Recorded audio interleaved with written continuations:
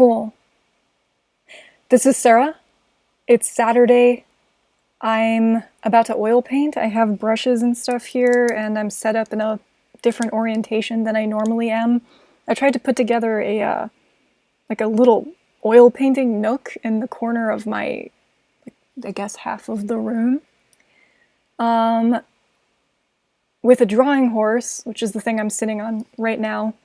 Some good lighting, because there's windows kind of in the corner on this end, and a table next to me so that I could put like shit down on top of it to like a palette and I don't know, place all my painting paraphernalia upon while I do this. And it's cozy. I already kind of played around here and did a sphere. I did a dry run earlier this week to see if it like flowed well, and it seems like a comfortable place to do the thing, so I figured, yeah, with all that said and done, I could get to the streaming of the doing. My end goal in getting back in practice with the oil painting is to eventually do a updated self-portrait of, I guess, of me. Duh.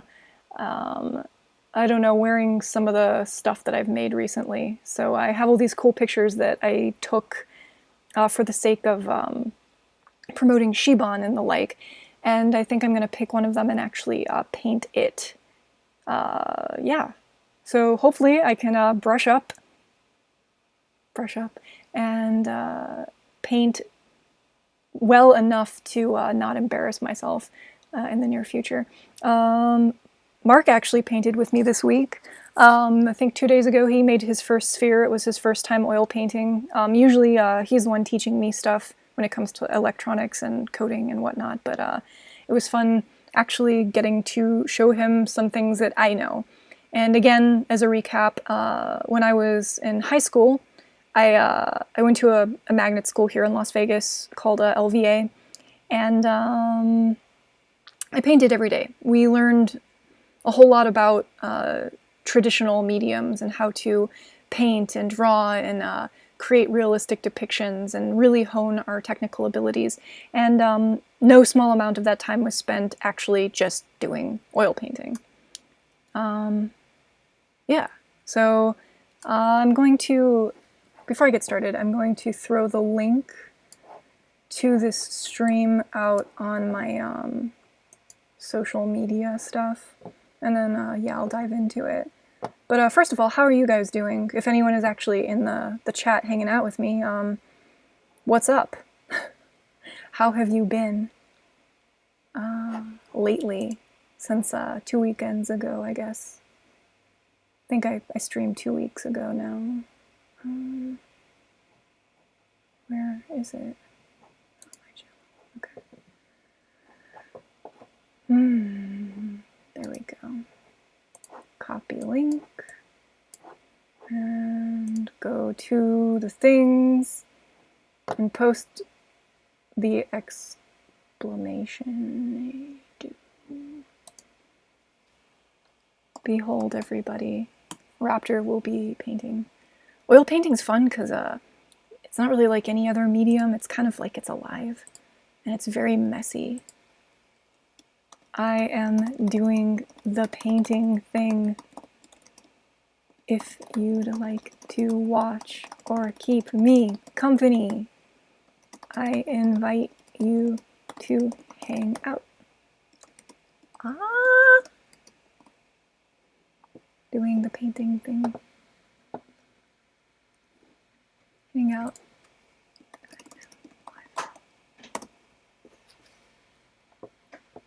There we go.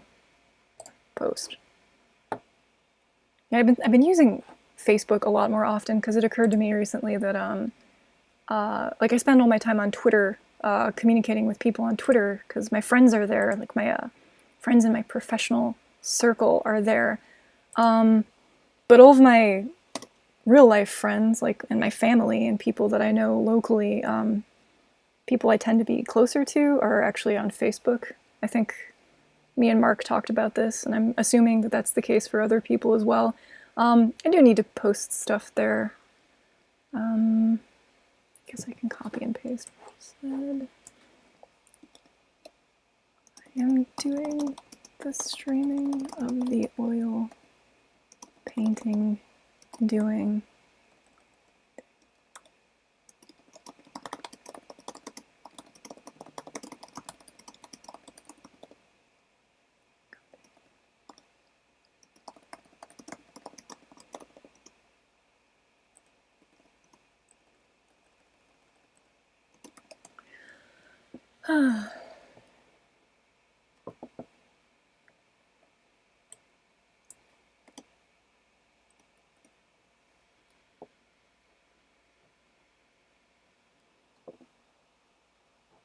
Hashtags. There we go. I always sound like I'm 5 when I like say things on the internet. I am doing the streaming of the oil painting doing. Yes, that is how we form sentences.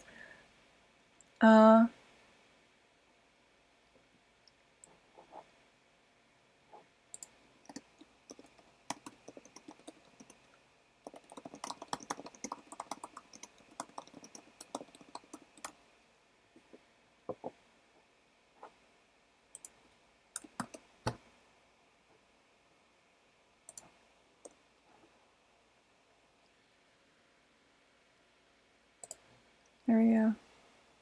Ah! It's August 1st. It's a new month, everybody. Yay! Who knows what this month will bring? Woo!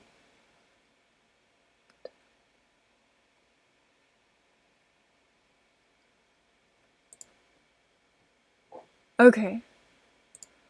Cool. Alright. I've done the thing. And I'm gonna pop out the chat so that I can see it. Pop out the chat. There we go. All of the setup. Hi guys. Hi Interject Robot. Hi Hamzawe. Hi Custom Creations. Hi Micus. Hi guys.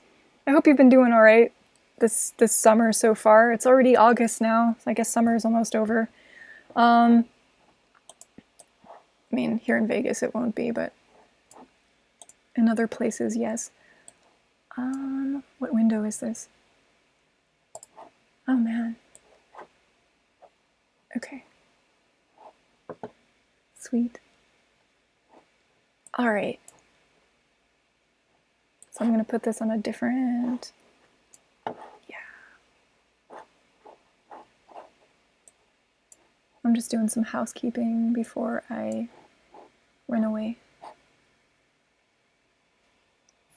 There we go. Okay, that's moderately tidy. I think I can keep track of this. Cool. Alright. Alright. I have a new setup. I have this arm right here that has a camera on it. It's just out of view. It's going to be looking down at this, which is my drawing board. And I'm going to be painting on it. There's some stuff marked out here, some, I guess, areas blocked out with circles drawn on them and these swatch bars at the top, and I'm going to be filling them in with spheres painted in different color schemes. To start out with, I'm just going to be doing a black and white sphere, but I don't buy black paint because you can mix black with darker colors, and when you do a painting like a portrait, it's better not to use the color black because it muddies all the other colors up when it kind of touches them and interacts with them. It kind of sucks the life out of the pigment of the other paints. So I tend not to get it, but then yeah, it occurred to me like when I started doing this, like, oh yeah, the first thing you do is a black and white sphere, and that involves black paint. Shit. What is this? Oh, those are eyes. Okay. Yeah. And I didn't want to like go to the art store and get it because I'm still kind of self-quarantining here. Like, I know a lot of people who aren't really doing it as much these days, but I don't personally feel comfortable going out and like just casually doing stuff quite yet, given the circumstances here in the US. So the paint can wait. I'm not sure if I can order it online at like Blick online, but I might try that. Whatever, doesn't matter. Purple's the same thing. So I picked like the next darkest color. which in this case was diazonine purple, or dioxazine, there's too many X's and Z's in that word, but diazonine purple, which is a dark, deep kind of, I don't know, almost like an indigo, I guess, like an ultraviolet color. And I'm using that as my black, and then I'm stepping that up to white. So the first thing I'm going to be doing is, if I switch the camera over, you can see what I'm talking about. Oh, nope, you'll see my hair. I take that back. There we go. Okay, so I have this drawing board right here. It'll be on my lap in a second, but this right here, there's a swatch bar at the top. I'm going to be basically repeating this bit. It's off camera right now, you can't even see it, but there's 10 spaces. I'm going to step from black to white, and then I'm going to use that swatch bar as a reference when I fill in the sphere with colors and then blend them. And the way that I'm going to do this is I'm just basically going to paint in my values, my individual swatches, kind of like a paint by number, and then I'm going to blend them together with a brush that has no paint on it. I'm going to use a completely dry, big, beefy boy brush like this.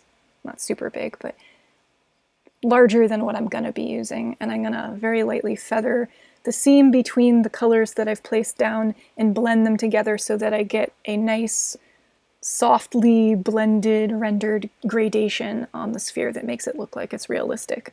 And I'm going to state from the get-go that my goal in all of this is to create realistic looking things. So whether I'm making the sphere right now or my portrait or whatever I paint in the future this summer, fall, I want to make it look lifelike, like realistic, like sort of realistic. I don't want it to look, you know, like in any other more abstract painting style, like you see other artists do. Like it's not my goal to do that. My goal is to kind of, I don't know, if I'm painting from a photo, make it look similar to the photo, like a lifelike thing. This is a really good place to start. If you feel so inclined to give oil painting a shot, I have a post all about the materials. I actually have a post all about the thing that I'm doing right now that I'm going to publish shortly after I'm done with this stream that walks you through all of these steps. But first and foremost, the materials list is kind of important, so I'm gonna pull that up and pop that in the chat so you can have a look at it in case you are interested in doing this. And if you are quarantined like I am right now, I don't know, why not pick up a new hobby, right? Like, why not? This is a great time to pick up painting. It's gonna be like a second renaissance if we survive this anyway. So, here. How's the audio sound? I'm using the mic on these earbuds because it's unfortunately the best microphone that I have access to right now, and I know that was a problem when I streamed 2 weeks ago. I had audio issues, and I can get away with using this for this stream because I'm going to be sitting in the same place the entire time, so it won't be a problem. I'm kind of tethered to the computer anyway. Let me know how it sounds. If it's weird or anything, I'll try and fix it. But yeah. Should I paint Mark and give him a copy as a gift? I'm thinking, I took this really great picture of Mark painting, or Mark learning how to paint. So I'm thinking I might have him paint himself learning how to paint as like his first self-portrait, because I think that would be funny. And then I can likewise do a painting of myself getting back in touch with the painting. Oh, hi, Nikumen. Audio's fine? Sweet. Perfect. Oh, man.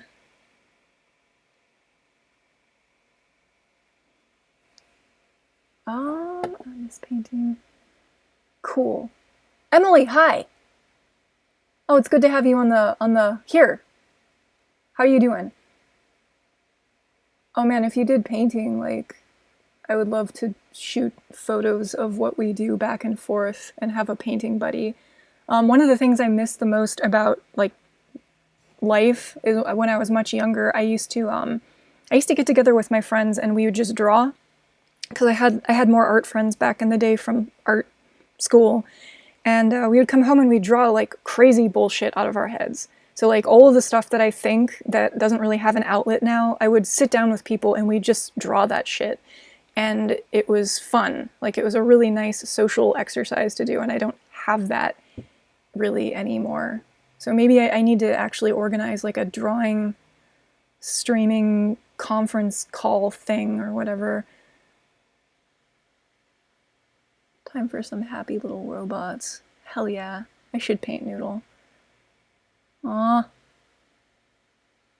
I'm glad to be back too. Hi Custom Creations. Hi WCLV. Hi guys. It has been a while. Yeah, I'm gonna keep trying to do this. I don't know. I don't know if I mentioned this in my last stream. I think I did. I'm kind of not doing electronics and engineering stuff right now because it tends to be more stressful. It's a lot more anxiety inducing to do that type of problem solving right now. And given like the amount of emotional shit that's just in my life, it's a lot more calming for me to do things like draw or sew or paint. It uses like a different part of my brain that's a bit less combative, and I'm enjoying it a bit more. So kind of, I realized recently that that's where my energy has been going. And I'm sure there's a reason for it, and I blame just the fishbowl that we're all swimming in right now. But at least I'm guessing for the rest of this year, I'm gonna probably be focusing on things that aren't the usual for me, not typical for me. I am still working on Noodle with Mark. The ball is kind of in his court right now in regard to Noodle development. He has his new brain that he's trying to, I guess, use the new brain, the new board connected to the Jetson module to control the new motors that we're using for his legs, which are the Dynamixel like 12AX whatever model. And he's trying to talk to those, which he hasn't had success with yet. And then we're trying to use the Jetson module to train a classifier, but it turns out that you need an external NVIDIA graphics card in order to do that, and we have no computers in the house that have a NVIDIA board in it, so we have to either buy a computer or figure out some service to use that doesn't cost $1 million for computing. So that avenue kind of got axed as well. So Noodle's kind of at he's stagnating, which is unfortunate.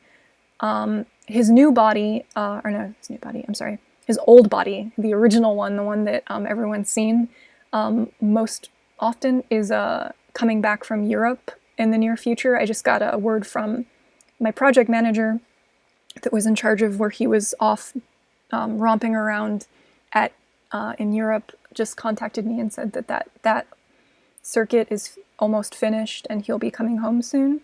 So that yellow Pelican case that I shipped him off to, here I can do this, that yellow Pelican case that I shipped him off in to Europe last summer, I think in August, will be coming back to me. And since then I have built up his new body, so I can now take the two. I can take like baby Noodle and new Noodle and look at them and compare how much he's actually grown, which will be kind of an interesting thing to do. So that's something I'll probably stream or plan on streaming in the near future that doesn't have to do with painting or drawing. Yeah. So that's an update on Noodle. He's still here. He got usurped from his bedroom, which is here. It's actually piled with stuff that I've sewn. Like when the quarantine started, I went through this sewing binge and I just made like a bunch of shit, like weird stuff. So I don't know where to put it. A lot of it I'm going to give away when I actually start seeing people again, but I don't know when that's going to happen, so who knows. Yes, DTR146. It does suck when you don't have an outlet for something. It does feel like it's just going to waste, or it's making you crazy. I think for me, when I don't have an outlet for things, I feel like my mind is slipping away from me in most cases. Oh, that's cool. No, Emily, we should totally start a new drawing group up. I would love that. That's like the most relaxing therapeutic thing for me to do, is just draw with people and just let my freak flag fly. Kind of. Man, yeah, it's been a minute since I've had that outlet like in my life in a healthy capacity. Whereas electronics need me to be more focused and frustrated. Emily, yes. No, okay. No, I hear that. Like, it's good to know that you experience the same. I don't know, that your brain functions in a different way when you do electronics, like, or things that I guess, I don't know if it's because it's something that doesn't come second nature to me, or if it really is just a more taxing mental process to kind of like hold your brain in like electronics land.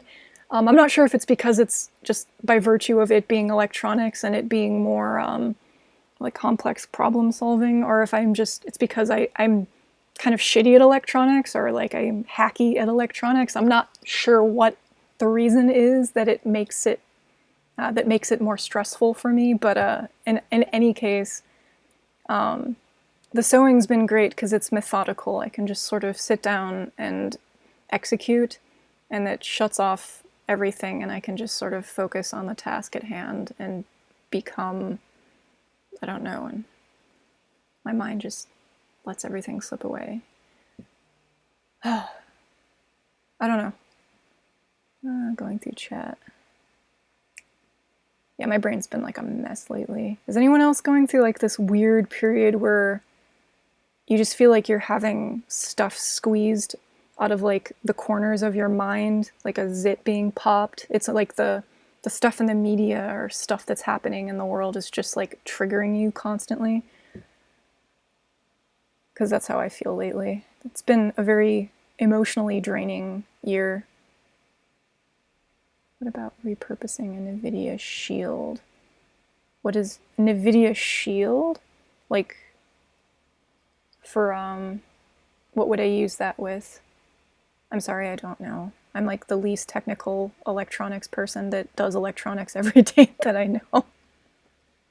Would I put it on the Jetson module, or would I put it on like a separate thing? Because if it's a separate thing we need to develop, then I can pretty much guarantee Mark would probably not be down for that. Oh man, I hope he gets socks, Nikuman. Yeah, I remember that being a thing. Like, he was promised like the potential of new socks. Based, you have this fusion of human activity, and electronics is a bit more because it's machine based. You have this fusion. Don't know if things will work until you're done. Are you also having trouble sleeping? Yes. I actually the past 3 nights, I've been having like nightmares, which is something that I haven't had in a long time. Like, you know, when you wake up and your heart's pounding and you're like literally freaking the fuck out. Like, I have had more nights of that, and more frequently now than I have in a really long time. And like the past 3 nights, one of them I had nightmares all night. The other I just kind of woke up. I don't know why. I've just been waking up. Could just be because it's hot here in the summer. It's Vegas. I live in the desert. It gets warm at night, and that might be the reason.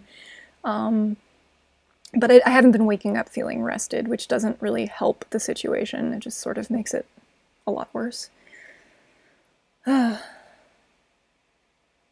Yeah, when you were talking about having a video GPU, and a Shield is a cheap alternative to that, and you can make custom firmware for it.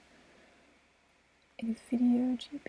I'll run that by Mark and see what he says, because if that's possible, then maybe we will do it. And yeah, I haven't had Reddit ever. Like, I don't know, my frame rate says it just dropped. Hopefully my stream health doesn't get poopy.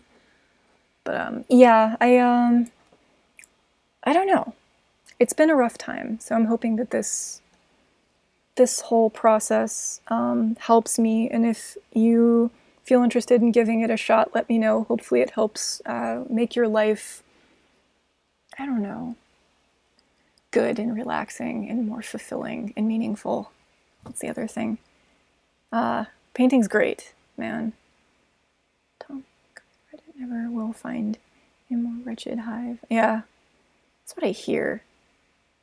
You let me ask you guys too. Is anyone else having trouble sleeping with the whole COVID thing? I've never had it before, but yeah, it is what it is. I'm gonna check on the YouTube side of this and just make sure that the stream health is all right. I mean, that looks okay to me, I guess. I have no idea. I don't even know where to look for stream health anymore. Oh well. Okay. Well, without further ado, I'll check in on the chat in another minute or two, but I'm gonna dive into the painting. So, if you checked out the I guess materials list that I linked earlier, it's gonna tell you to pick up some brushes, some flats. I would suggest getting them in like the long stem variety. Like you can get paint brushes for oil usually in like 2 different sizes. There's like the magic wand length and then like the short stubby length. Some people prefer these. I think these feel a lot more badass to use because they're kind of like I don't know, they're very gestural. Just makes the whole experience a lot more fun. And if you use a bottle like this for your paint thinner, like a tall bottle, it's easier to get your brush into the juice so you can kind of clean your brush off. You could just use a squatter jar. I don't know. I traditionally, ever since I was in high school, always used a Frappuccino bottle because I used to drink those things like crazy back when I was a teenager, and that was always what I had on hand. But yeah, you're going to want to fill a glass jar with some odorless terpenoid, like just maybe like an inch of it, and you can put a lid on it and keep reusing this stuff for like a week or so until it gets like really saturated and muddy. You're probably only going to be using that at the end of a painting session to clean your brushes off. To clean your brushes off in between colors, you're going to be wiping them. So what I mean by wiping is you're going to get a towel that you hate and you're going to pretend that it's like the COVID virus or something that you like really despise, like not being able to leave the house, or people who like don't wear masks because reasons, and you're like, oh god, just wear a fucking mask. You're going to wipe your brush on the towel in between colors so that you don't mix them and muddy up your painting, by just sort of like, you know, wiping it. Don't forget to wipe, right? You do this because oil will wick up into the bristles of your brush and it's going to transfer wherever you put the brush back down, especially in the case of oils because oil paint takes so long to dry. It stays wet forever. And wiping will just make sure that you don't accidentally transfer paint where you don't want it. So as my mentor, like my master, Carol Shreet would say, you know, don't forget to wipe. I say that like a sifu. Like, don't forget to wipe. Oh, most bestest advice. Hi, Vi. How are you doing? Sweet. It's good to see you again. And you beat the devil out of it. That's right. That's right. Bob Ross. He cleans his brushes in the odorless terpenoid and then smacks the crap out of them. Well, I don't have the devil in my brushes, so I'm not going to beat them, and I don't use big brushes like he does. I think this is the biggest brush that I own, and this is a 12. Yeah. You're going to want to get brushes in sizes 2, 4, 6, 8, 10, and 12. You can buy them usually in packs, and you're going to want to get them in the flat variety. So flat is just like the bristles are probably like a square proportion, and the top is flat.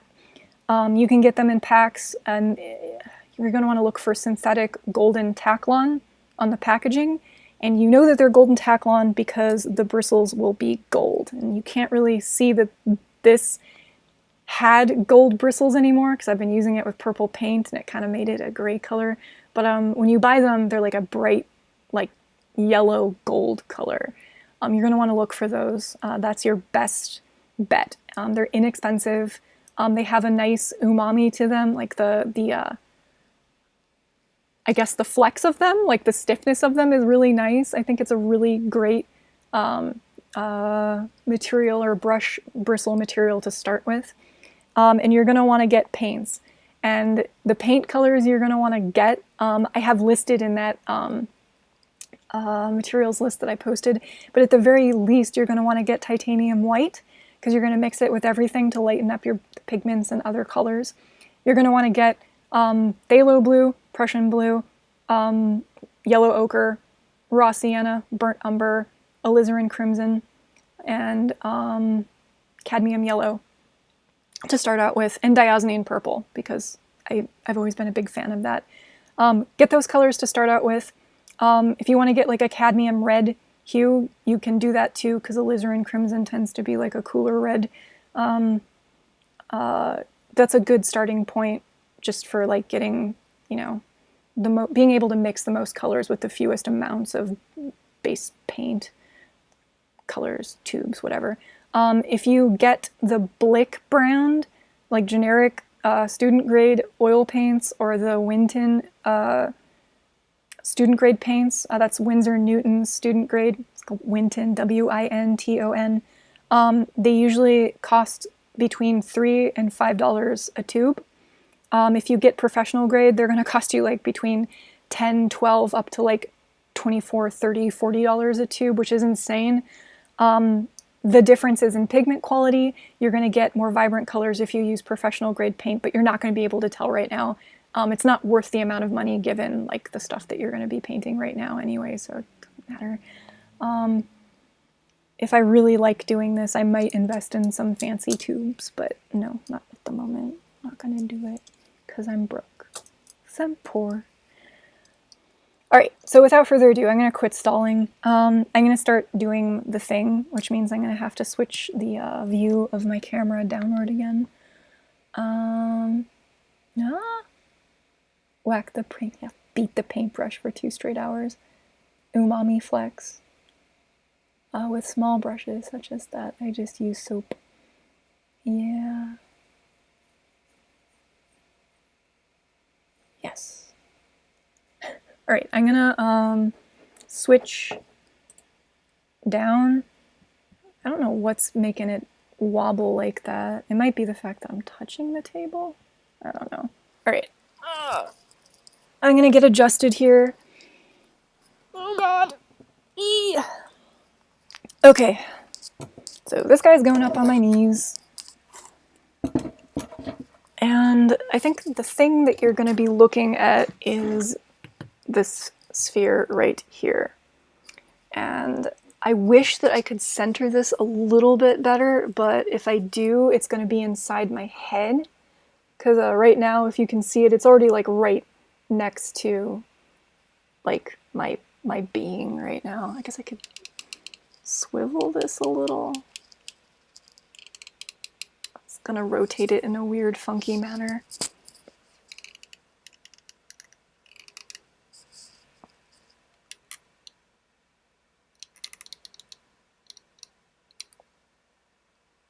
There we go. Yeah, it's as good as it's gonna get, I think. Alright. So I'm not gonna use this guy. And I'm going to try not to cover the camera with my head, but it's probably going to happen. I apologize ahead of time. I'm going to use my shorty.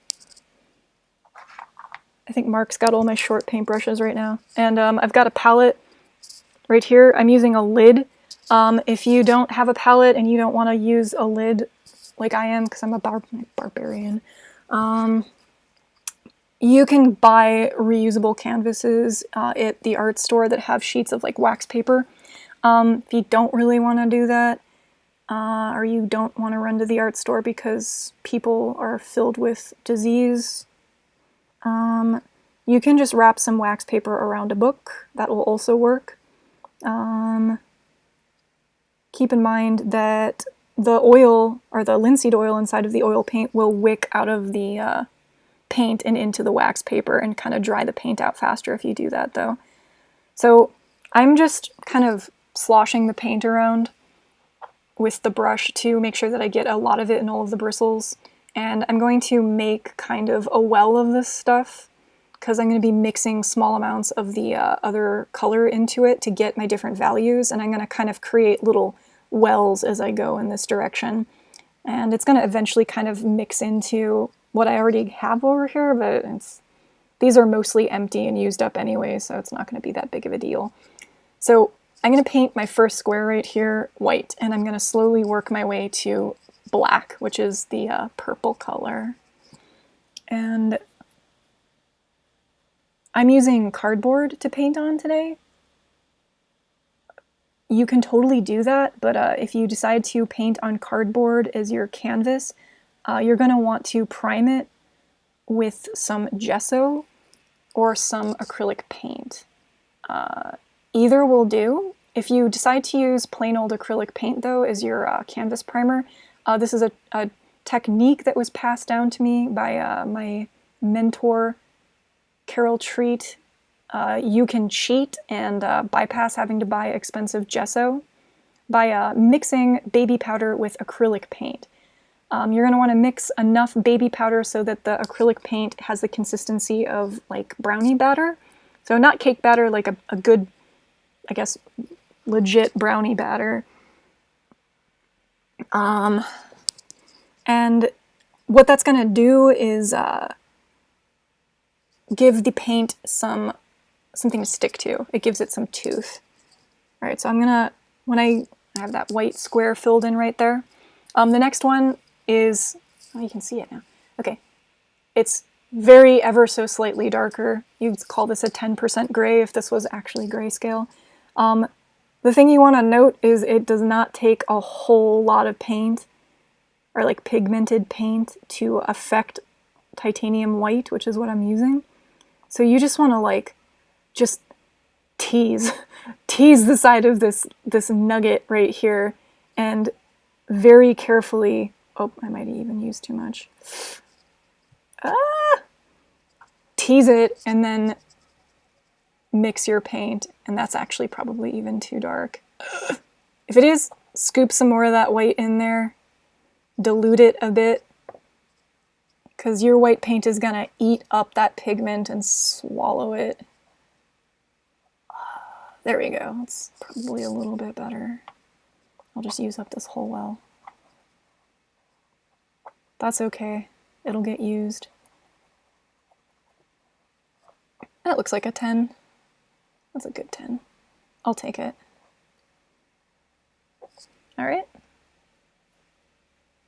Yeah, that'll do. So I'm going to try and do this as quickly as possible so that I can move on to the fun part. I think after I do the black and white sphere, I'm going to do a analogous sphere, which I'm sure a lot of you guys already know this, but an analogous color scheme is 3 colors that are next to each other on the color wheel. You'd probably be most familiar with that when people say like a warm color scheme or a cool color scheme, meaning like red, orange, and yellow, or blue, green, and purple.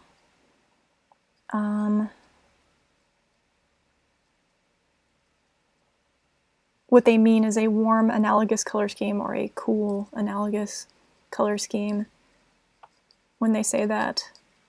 It of course can be any 3 colors that are next to each other, not necessarily like the reds or the blues. But in the case of doing a sphere in the near future, I'm probably going to do, it needs a bit more, a warm analogous color scheme. And I'm going to do it with 3 colors, yellow, orange, and green paint, and then I'm going to do it with 2, just the yellow and the red, and I'm going to try and mix the orange just to kind of show how you get a completely different result if you mix the color in between versus use a third paint. And I think I might have Mark do that with me when he comes back in. He's organizing the garage out back right now so that I have some privacy while I stream.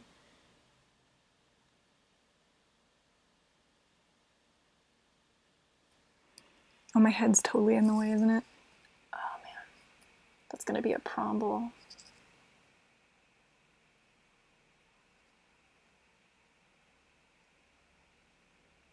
I just have to make sure that I kind of sit back and don't block your view.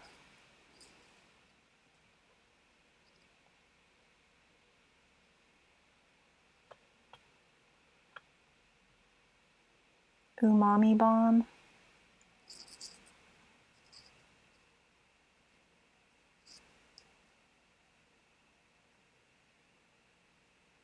So I think there's two pictures, and I might pull them up after I get this color bar done. The two pictures I'm thinking of doing or painting for my self-portrait are the first one. The first one is actually from a few years ago, back when I first announced I was going to be doing this oil painting endeavor that I put off until I eventually forgot about it, never did it. It was of me holding Noodle. I was like in my kimono, in my bra, like holding baby Noodle, and he was, I don't know, it was kind of like one of those classical like mother with infant paintings that you see, like of the, I don't know, like Renaissance paintings where like you're holding the baby. And I wanted to have him like nursing off of me, which would be really awkward because he's a thing that sucks on stuff with his feet. So I wanted to be like holding my weird, awkward robot spider child while he nursed from his mother for that portrait. And I have the picture that I was going to use for it in all of its like bizarre glory. I might still do that one, but I have a couple really good Shibon photos that Mark took. That's probably good enough. I don't know if they're from last year. Yeah, they were from last year. Of me and the hickey choker with the lights around my neck and really interesting lighting because I'm kind of underlit by the neck suckers, I guess, the neck marshmallows.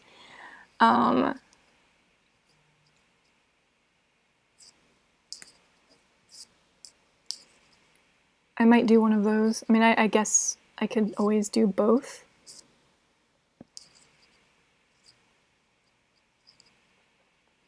But yeah, I probably will start with one and then the other. And I'm going to try and twist Mark's arm and see if he will actually do a self-portrait along with me so that he's learning how to paint things other than spheres. And I think he'll actually do pretty well and enjoy it as like a new hobby to dabble in and do along with me.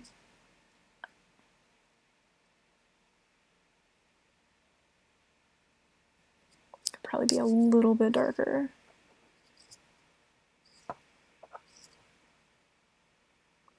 So the other thing is every time you are adding paint to paint that is already on your canvas, since it's going to be wet for quite a while, it's gonna basically be an addition of the paint you're putting down with what is already there. Kind of like if you're adding two numbers together. So part of what is on the canvas is going to swallow what you're putting down. And the more paint you add, the muddier and wetter and more chunky it's going to become. It's going to be harder to kind of modify because it's going to get really wet.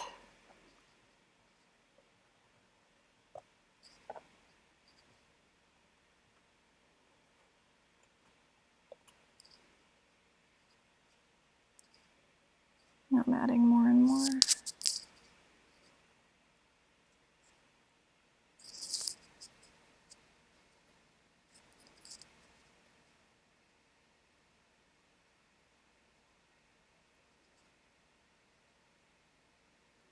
But I think it would be fun to sit here with Mark and actually bang out a self-portrait with him.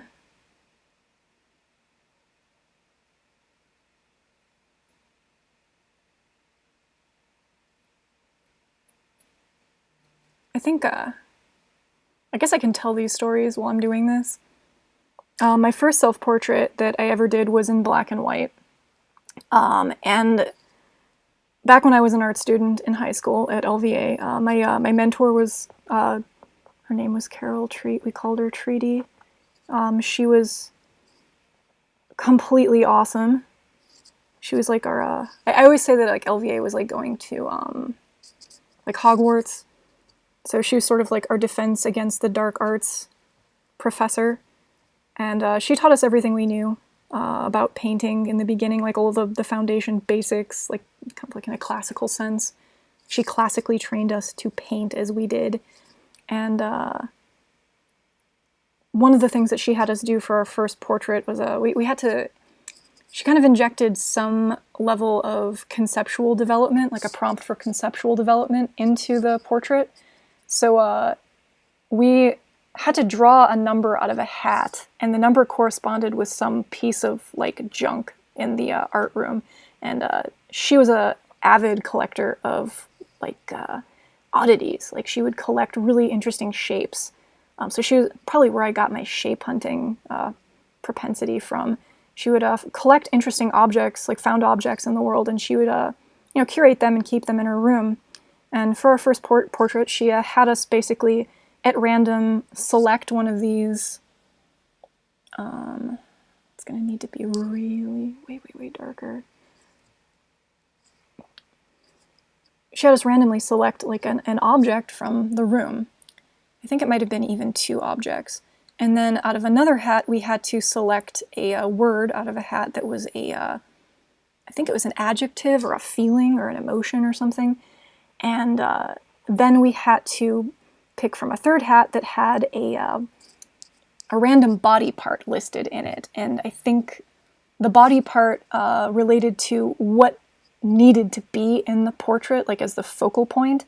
And some of those, I guess, body parts were, you couldn't show that body part, and I happened to select no eyes. So if I was represented in this thing I was painting, I had to like cover my eyes or not show them or not represent them in some capacity. And for my random like oddity in the room, I selected a number, and I walked around the room and looked at all the oddities on the tables and everything, and found like the number that corresponded with what I drew from the hat. And it was a carburetor. It was like this giant piece of like car engine. It was this big, massive, hulking, rusted metal thing, and it was really interesting looking, but I had no idea what the hell it was. And I had to lug it back and forth every day until I got like I guess a reference photo of myself with it. And I think my word that I chose was bound or something. It was something that suggested binding. So I took this really weird reference photo of myself blindfolded and bound to this giant carburetor. And that was like my first self-portrait ever that I did in black and white. And it was really awkward, but it was just circumstance, like completely at random, that I drew these 3 words and kind of like mashed them together in this way. And to this day, that painting is on my parents' mantle at their house. And I hate it because, I mean, I always hate what you do when you're learning, I guess. I didn't think I did very well at it, and I didn't like it because I didn't personally enjoy the whole carburetor bondage thing at the time. Looking back at it in hindsight as like a memory, I'm like, yeah, I painted myself, tied to a carburetor and blindfolded. It was, an interesting novel thing that I got to do as an art student. Back then, not so much. I remember. But yeah, it was, I think, my first self-portrait ever. After that, we had to take cross-processed photos for our first color self-portrait, which, if you don't know like what cross-processing is, it's a photography technique where you use, I think, slide film to take normal photographs, and then you process it like you would normal film, and it affects the color in such a way that you get like, depending on the film that you're using, you get like really weird, unique colors, like unusual colors. They develop in a way that's not the way they're supposed to. So where you are supposed to have like whites are pinks, you end up having like yellows and bright lime greens. And where you're supposed to have like darker tones, you end up having like deep, weird purpley hues or blue hues. And you get a really neat effect. And we were supposed to paint a self-portrait that had these modified, very surreal color tone, like color palette, whatever tones to them, I guess. And I remember when I did mine, I picked this picture. It's like a photograph of me posing all moody-like, as you do as a brooding teenager. And I pretty much did the entire painting with the canvas upside down. So I was painting from a photograph, I flipped the photo upside down, I flipped my canvas upside down, and I painted it that way because it kind of turned the, I guess the, if I was painting a nose, it wasn't like I was painting a nose. It was like I was painting like a random collection of shapes. It kind of helped objectify the thing that I was painting. So I wasn't thinking it of as an eye, or thinking of what I was painting as an eye or a nose or a chin. It was just collections of shapes. And all the while I was painting myself upside down,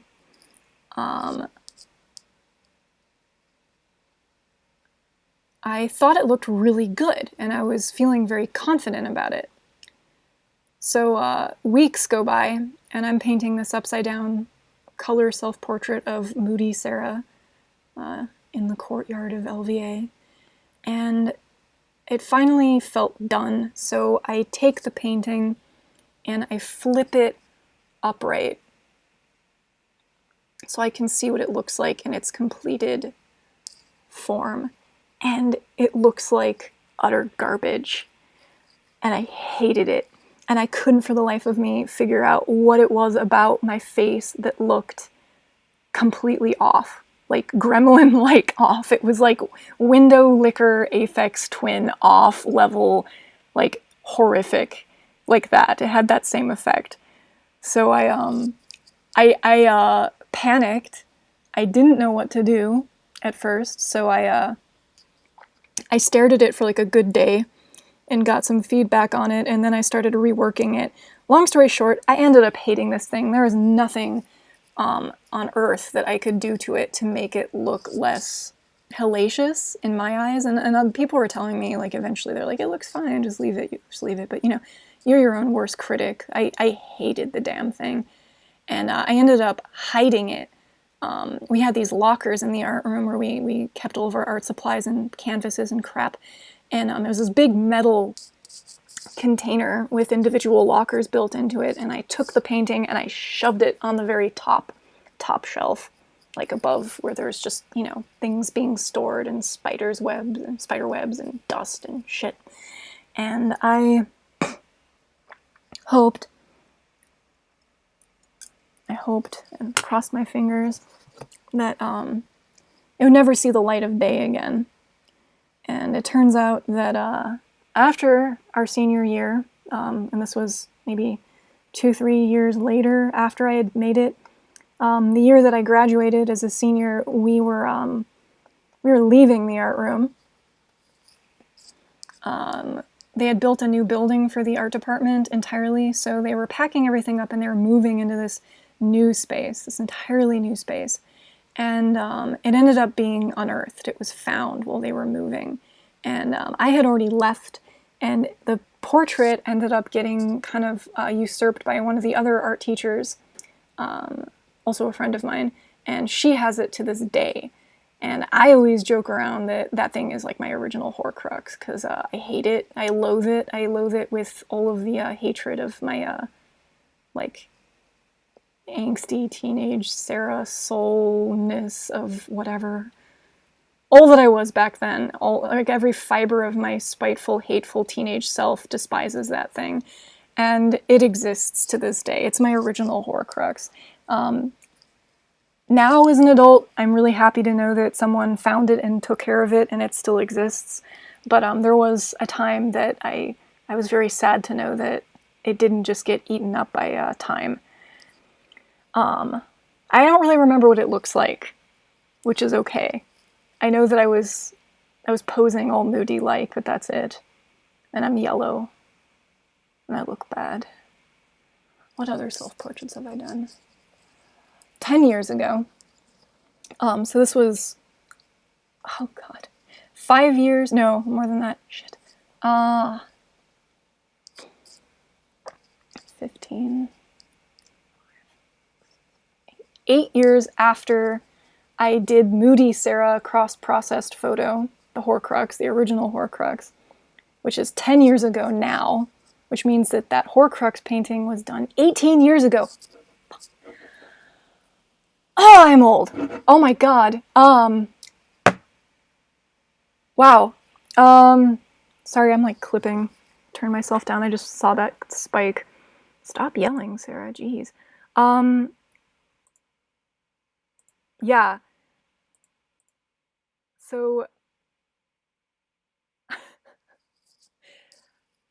10 years ago, 8 years after the Horcrux painting, I did a series of 3 updated Sarah self-portraits that were very Fear and Loathing and Legacy like, I don't know, they were also kind of cross-processed but at that point in time I could use Photoshop to manipulate the colors rather than having to use slide film and get them manually developed, which back then you could at Walgreens and whatnot. What's it called? I should probably dip into the chat and say hi to everybody. Noodle.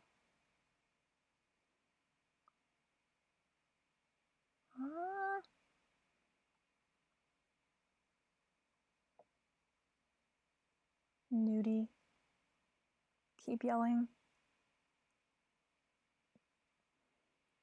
So one of the other portraits I thought of doing is I did this weird illustration of myself eating peaches, like a couple of what's it called? Was that last year? It was last year. I did an illustration of myself eating peaches naked, like last year, and I posted on Twitter and probably made a bunch of people really uncomfortable because that's what I do.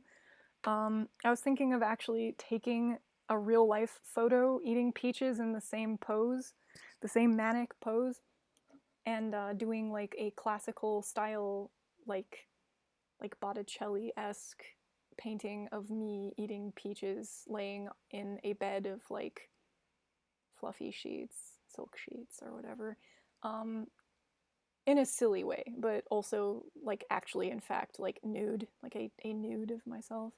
But I didn't know how that would fly if I did decide to paint it and stream some of it. Like I kind of don't care if I'm painting boobs that happen to be mine, but I don't know if like that violates some terms of service, probably. As Americans have issues with nudity.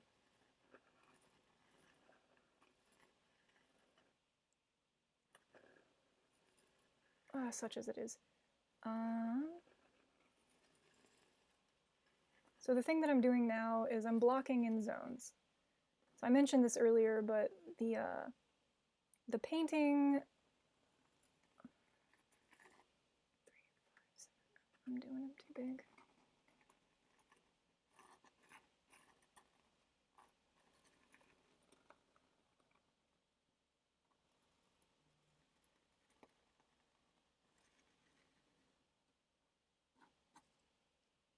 Okay.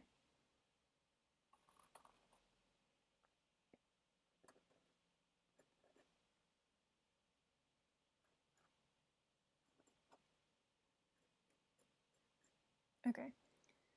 So the quality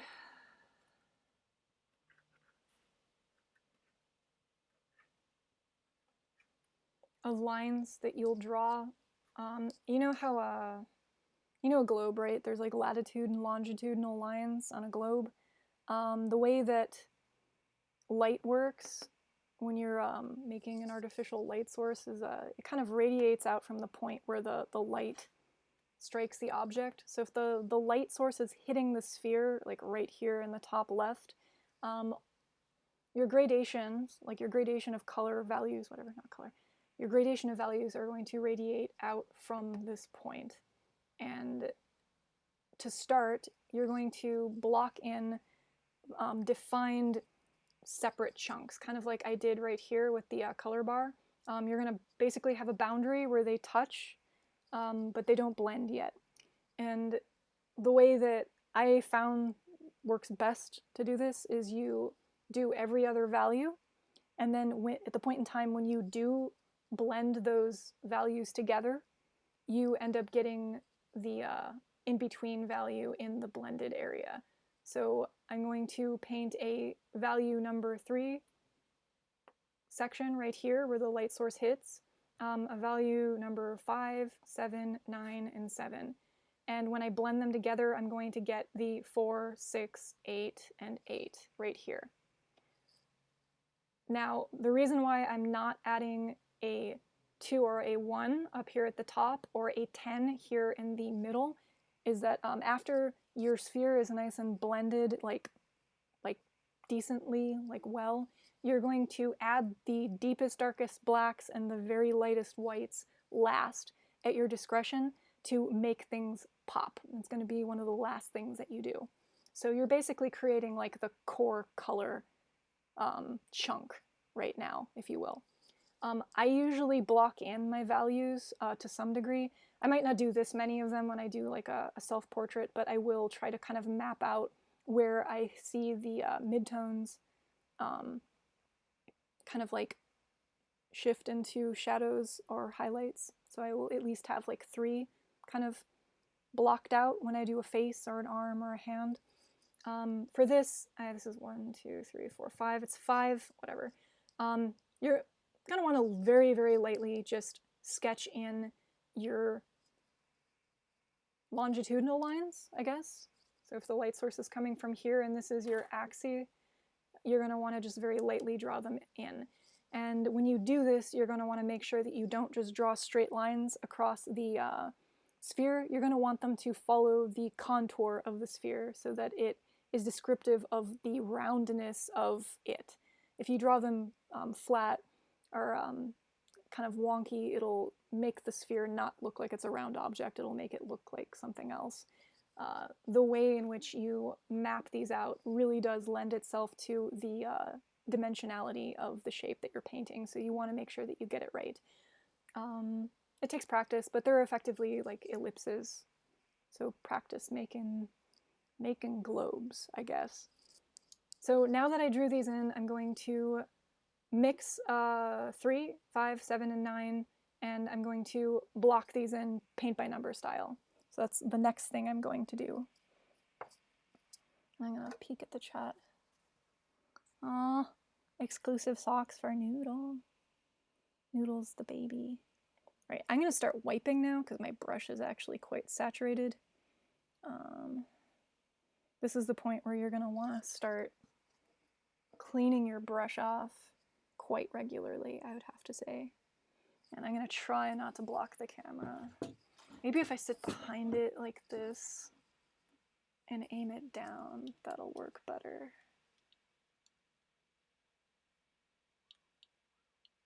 There. There, now I'm like less inclined to stick my head in front of it. Sorry about that. Yeah, this is still a little bit awkward to do. The last time I did it, I didn't have a camera to worry about, so I just kind of like banged it out real fast. I'm like, haha, behold, I can do this quickly. I'm pro. It's about a 3.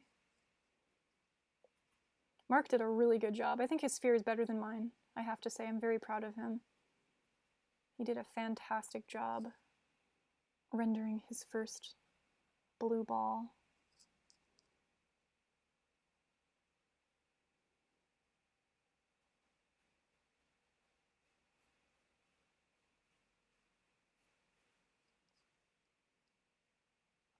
I'm trying to think if I have any more stories to tell.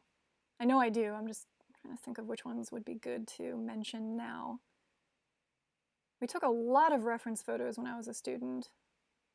We usually worked from photos. It's like a good idea to start with an image and kind of learn how to copy it. It's kind of like when you're learning to draw, they tell you it's best to draw from life, to draw still lifes, because it helps you learn how to see, like translate what you're looking at. Of course, painting from life would be better, but it's not likely that you're going to find a person that will hold still unless you're taking a life painting class, which I actually have never done. If you want to set up a still life of fruits or whatever, I think that would be an excellent exercise to learn how to paint. Oh, like a 5. Yeah, I can use that as a 5. But usually we just used photos. Not as good as real life, but you're still getting the same translation practice in, which I think is important.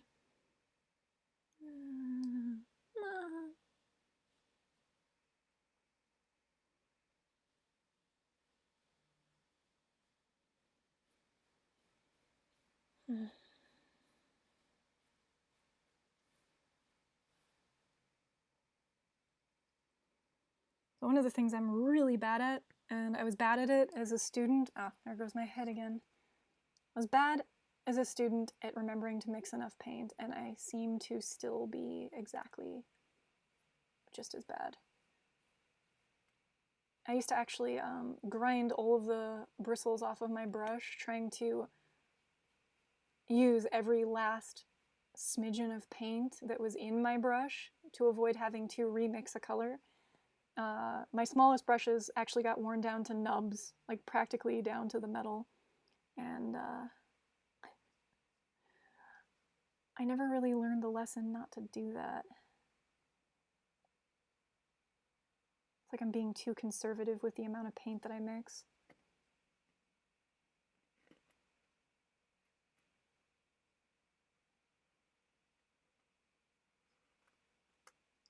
So I'm thinking what I might do is after I do this sphere, I might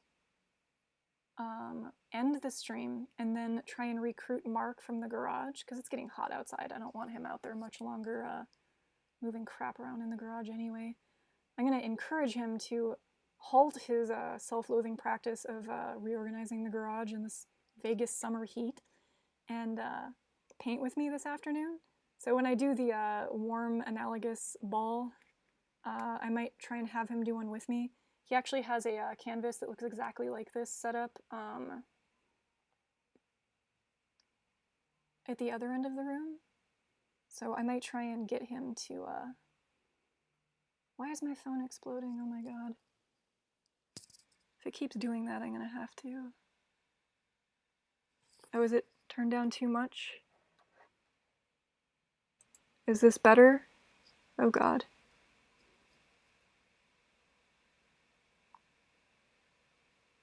Okay, is the sound level better, Tony?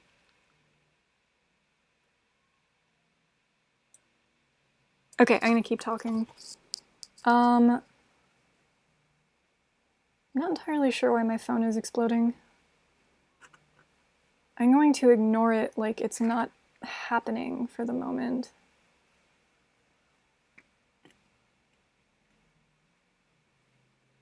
I'm in these Twitter group chats, and I don't know why I haven't turned off the notifications yet.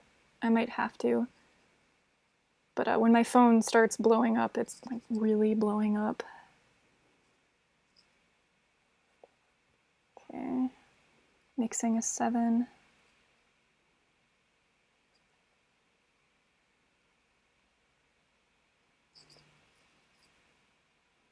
Yeah, I have no idea what's going on. Oh, well.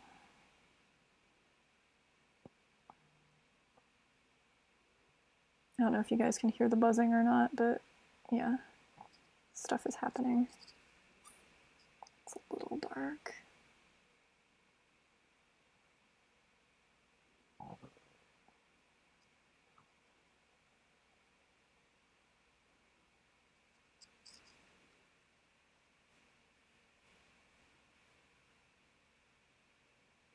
That's pretty good.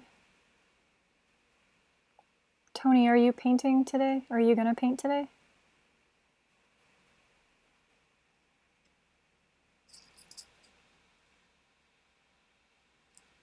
group chat with more than like 4 or 5 people because I can't.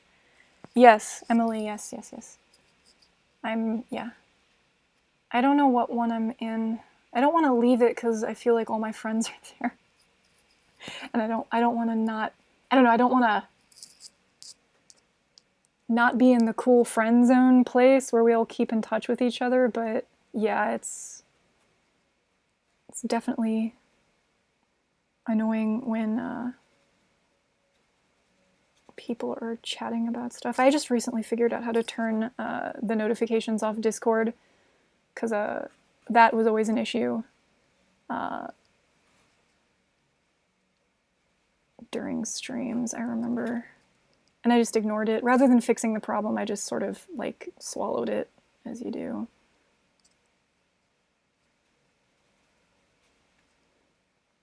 Oh man, what other stories do I have to tell? So this is a fun one. So I mentioned that I always use a Frappuccino bottle to put my colorless or odorless terpenoid stuff in. I remember one day we were learning how to paint different like skin tones, right? So we had a bunch of different spheres, just like this, but they are all like different colors of flesh, like flesh balls. And I remember I was doing my spheres, and my Frappuccino bottle of terpenoid actually looked like actual Frappuccino. And I had this one friend in high school who, they're the person who didn't really have any sense of boundaries. So they would just come up and like eat your snacks, like eat your hot fries or like sip your pop. And they wouldn't ask for permission, they'd just sort of do it. And I remember she came around and she was looking at my painting and she was going to stand and like hang out and talk to me for a second. And she picked up my fucking terpenoid and she took a sip of it. And I don't think she swallowed it, but it got so far as in her mouth before she like bolted and ended up like spitting it out all over the place because it's fucking paint thinner. That happened. I'll never forget that. The art room, like I'm sure this isn't like not stretching the imagination or anything, but it was a mess generally because you had like 40 plus like teenagers in it learning how to paint and then some doing other shit too. There's a lot of stuff in that room. Like we just had mountains of crap just piled everywhere because we lived in it for 4 years and it was the same. We were with each other for the whole 4 years we were in college, just like Hogwarts. Like we really knew one another. And we really lived in that room. It was like our bedroom, second bedroom. And I remember in my niche area, or no, it was my best friend's niche area, I went through these periods in my life where I tried to acclimate myself to using one of those reusable coffee mug things, the metal ones. You know, like a thermos, I guess it's called a thermos, right? And I put the thermos on top of my friend, like this divider, like a cabinet that my friend was using as a divider, and it got swallowed by all of her stuff, like her papers and her exercises and her palettes and just shit. And I lost it. Like I didn't know what happened to it. It just kind of disappeared because I left it there one day. And it had like, it was half full with coffee and cream. And we didn't end up finding the thing until the end of senior year, when I mentioned we moved into the new building, and we found it because she accidentally knocked it over. She knocked it over on herself, and the shit that was inside of this cup was like, everyone thought it was vomit at first. And I think everyone was complaining that someone threw up in a cup and left it there and no one knew who. And at first I thought that was the case because everyone was whispering about it, because everyone could smell it. They're like, oh my God, someone threw up in a cup and they left it on top of the cabinet. Who would do such a thing? And it took me probably 10 or 15 minutes. And then I realized, like in an instant, I was like, oh shit, I remembered the cup. I knew exactly where the fucking thing came from. It was mine. And I did not speak up because I didn't want to be ostracized. Oh God, dipping my arm in paint already. For leaving my thermos on top of her cabinet, God knows when. That was like 1,000 million years ago. Earlier than that, I want to say that that had to have been there for at least a solid 2 years. And there was still shit in it when it got knocked over, so that did not dry out and become a puck. It was just like chunks of stuff. And I think that's a secret that I've held on until this day. So you guys are the first people to know that the puke cup was in fact Sarah's coffee thermos.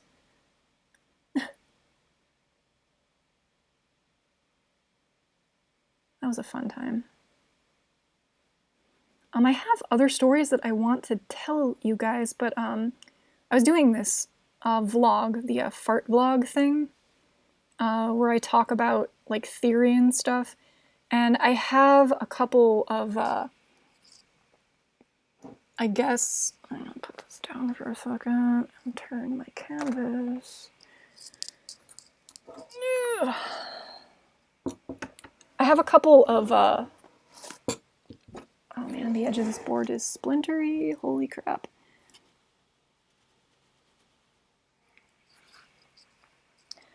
I have a couple episodes blocked out where I use the stories as talking points to make my argument or kind of like explain better what it is I'm trying to explain, so I don't want to mention them now.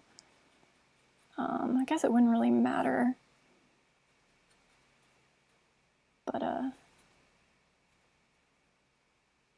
what other talking points can I mention? So we had one professor for our first 2 years of high school, Treat, and she supplemented her painting techniques and the like, drawing techniques, painting techniques, with a lot of art history. The second 2 years we were there, we had a different professor by the name of, at the time, Kelly Mabel. And she was kind of like the bad cop, and Treat was the good cop, sort of. I think like most of us students, we tended to favor one of the masters over the other.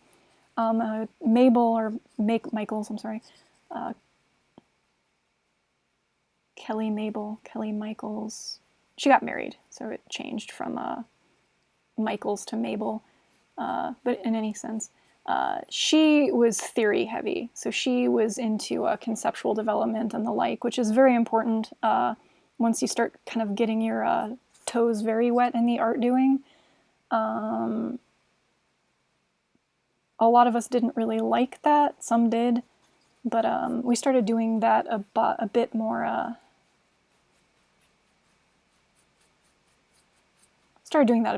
I'll just say that. So we went from one half of the art room to the other half of the art room where Michael's was, and the whole nature of our learning process sort of shifted. And we did less painting, and we did a lot of other like unusual mediums. We did some printmaking, we did gouache, we did airbrushing, we did a bunch of stuff that was new and experimental to us, just to kind of like get a feel for it and see if we liked it. I want to say it was sometime in between having both of these mentors that I learned that I really had a soft spot in me for watercolor. And for a really good like chunk of my like I guess experience in academia, I was actually an illustrator who did the majority of their illustration in watercolor. I didn't even use a tablet or anything like that. I would hand draw everything, ink it in India ink, and then color it in with Doc Martin watercolors, which are these like dropper bottles, these glass dropper bottles that have a little like, it's like a dropper squeezer thingy, and the pigment is like really concentrated ink, and you dilute it with water. And you get really vibrant, beautiful colors from it. They used to be, I think, like, oh hell, like $2 or $3, maybe $5 a bottle back in the day, and now they're like 7, 8, upwards of 10. They're very expensive, unfortunately. Why am I mixing so much of this? No. But I learned how to do something that I really loved at the time. And I think like if I get a good fill of this oil painting that I'm doing right now, and I feel like taking a break, I might actually go back to doing some watercolor, because that was my first and truest love back when I did physical media. I I do kind of miss doing the watercolor because it has like a completely different life to it that is in no way like oil painting. It's its own umami, it's its own flavor. Has a sweetness to it, I would say. If oil painting has an umami, then watercolor has like a nice sweet flavor to it. It's very calming, it's very organic, but in a completely different way than oil. And I fucking loved it. I loved making illustrations. So, like, I would, you guys know this about me already. I like drawing characters. Everybody I know is a character. Everyone's they're a character. They're a caricature of themselves. Noodle is a caricature of a robot. I like drawing things that aren't realistic. I like making things that are a pseudo-reality, if you will. Being able to draw my characters and ink them and make kind of like, I guess, sequential art or comics is a lot more me. It's a lot more Sarah to do that. Painting from a photograph and doing realism isn't really my cup of tea. I enjoy it. It's something that I can do. It's a fun exercise to engage in once in a while, but it's not first and foremost what Sarah's enjoy. So I think after I create my updated self-portrait, I will go back and do some watercolor, because all my watercolors are actually here in the lab. I don't even have to get any more. I might order some more brushes, but I totally don't have to go shopping, which I don't want to do right now because of the plague.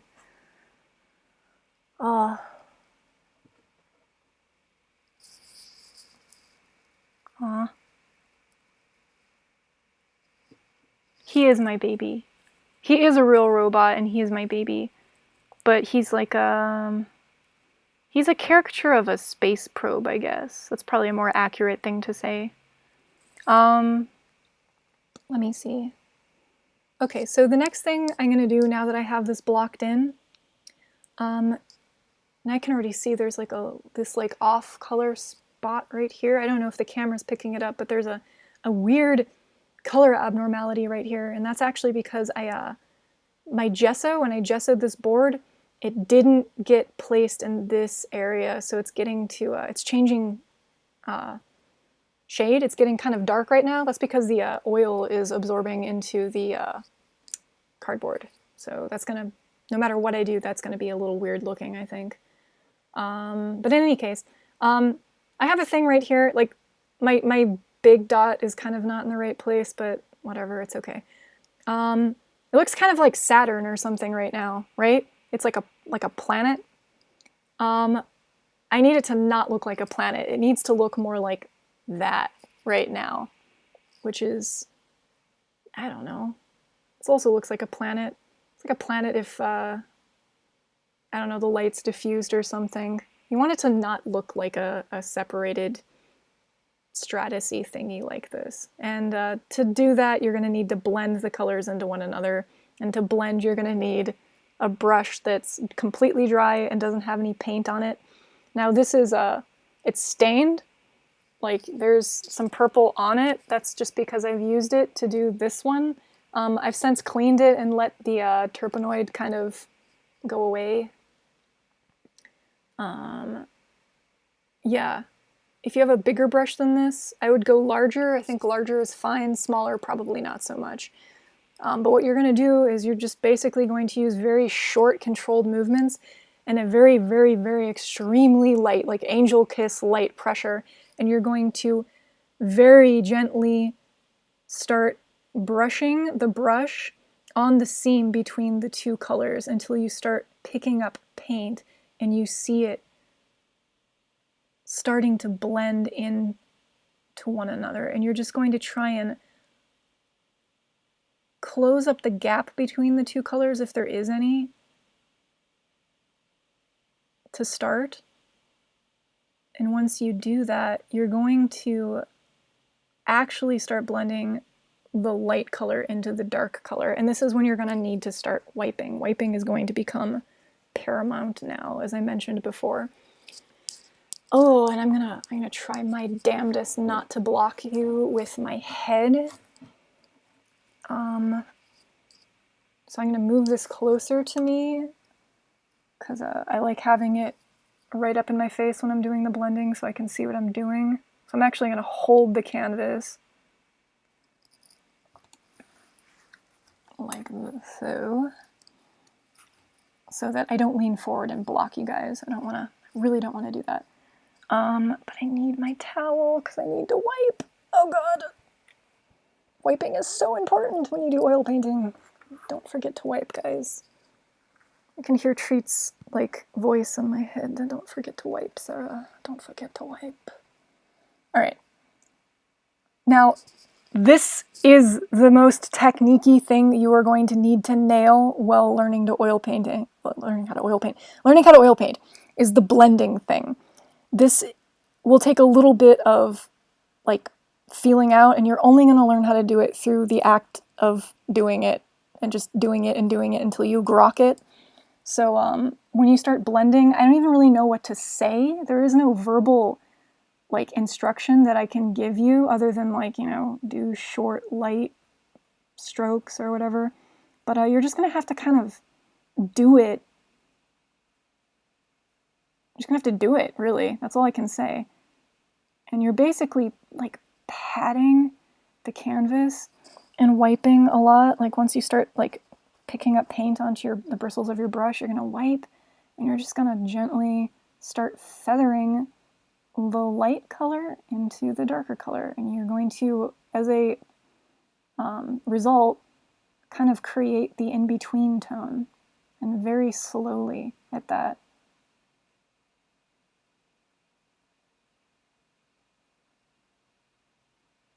And once you start seeing it do some weird things, you're going to want to wipe your brush and then continue.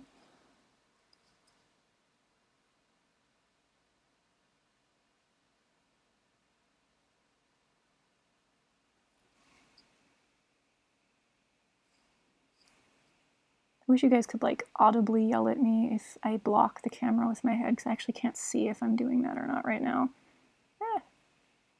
It's okay.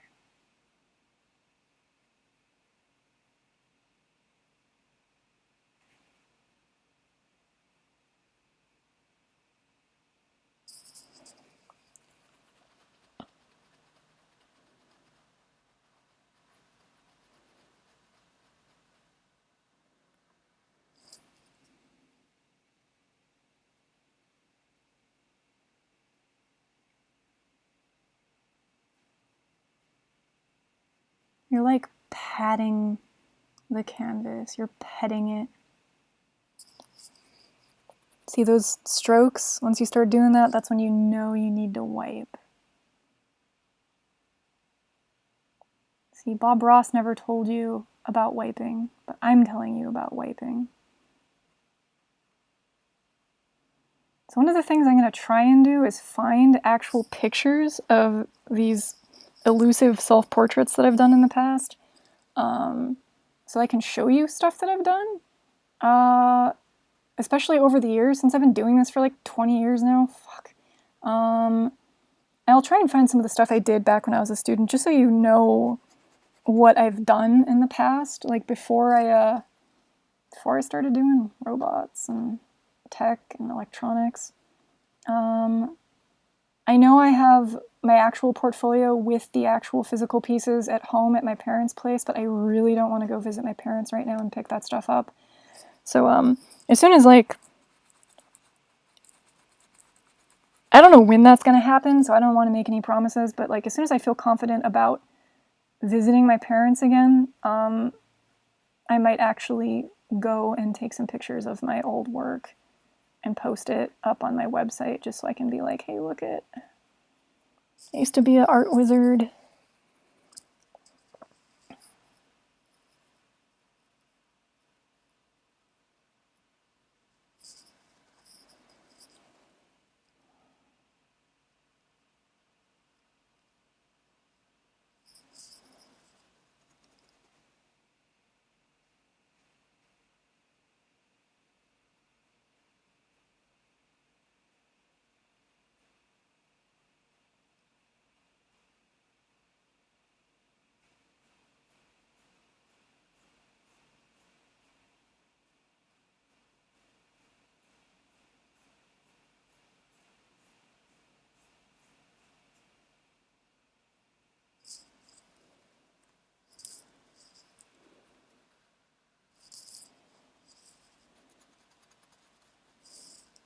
Mark got me new tea, so I can actually finally drink tea again.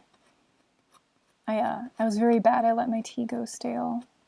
I went to make some the other day, and I was very sad to taste it and see that it had turned on me. It'd been very much time, more time than I expected since I had had it last.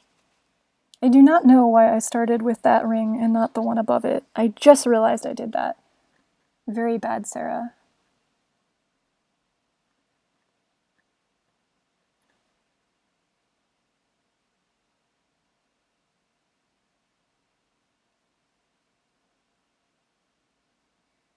I should teach Noodle how to oil paint. He can paint with his feet. Get oily toes. Oh god, the idea of that is awful, isn't it? Can you imagine, those of you who have oil painted, can you imagine oil painting with your feet? With your toes? How horrible that would be? Like, seriously. Like, oh god.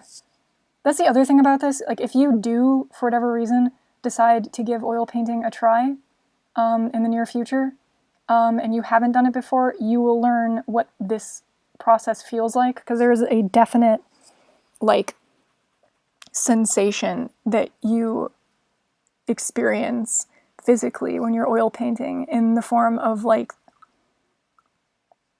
feeling, I don't want to say oily, because like, if I were to just sort of like rub my face all over, or my hands all over olive oil, I would feel oily, which is like a slick feeling or a warm feeling, or like when you have grease drip down your arm when you're eating like a sufficiently greasy taco.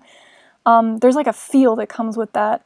It's not like that, but I would still call it oily to some extent. It's a very unique, weird feeling. And then there's a smell. The oil painting smell, the linseed oil smell, that your entire room that you're doing the oil painting in will start smelling like that smell.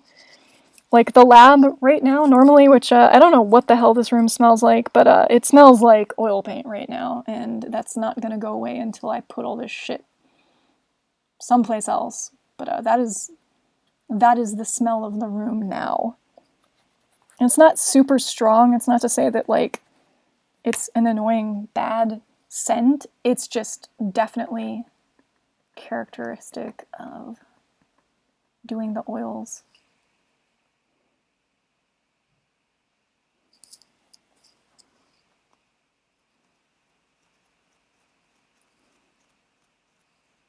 Oh god, forearms is the brush. Oh god. Crux, that's like, oh, you're making my my toes curl by imagining that.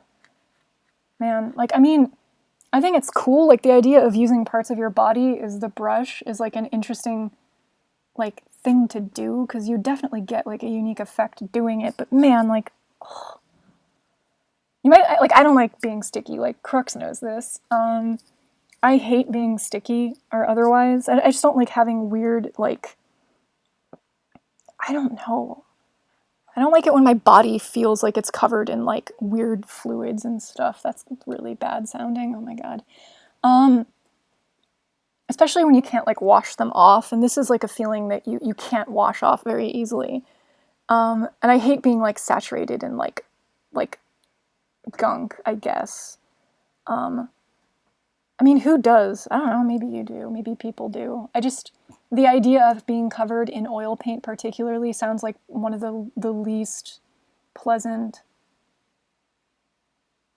physical experiences you could possibly endure. Because it's greasy and oily, but not in the way that grease or oil is greasy and oily. That doesn't make any sense. Oh my god. It's its own feeling, and it's not very pleasant, or at least I don't think it's pleasant. And I remember I used to wear this one particular hoodie when I was a student. It was this burgundy, like maroon colored knit hoodie, like a sweater almost. And it had very, very long sleeves that folded up. They're supposed to, at least. That was how it was designed. And I wore it all the time, and the paint and turpentine or terpenoid would invariably get on the sleeves of this hoodie that I wore every day. And anytime I would raise my hands to my face, I would get a whiff of this smell that I'm smelling right now. And it just kind of followed me everywhere I went the entire time that I was a student in high school, because that was what I wore. It was like part of my angsty student uniform. And I used to get like a developer on those sleeves too.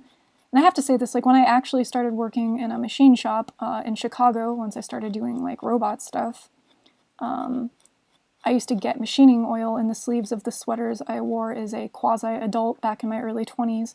And that smell haunted my life back at that point in time.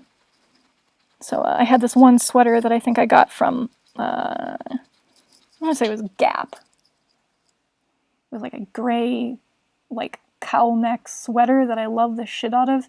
That thing always smelled like machining oil. There's nothing I could do to like get it out. Unfortunately, like I tried it on recently. I wore it somewhere last winter and the smell is gone. But it wouldn't wash out back in the day. It was just, this is my machining oil sweater. Everyone's like, Sarah's just an oily grease raptor. I am an oily grease raptor. Mark, how are you? He like ninja'd himself into the room and then disappeared.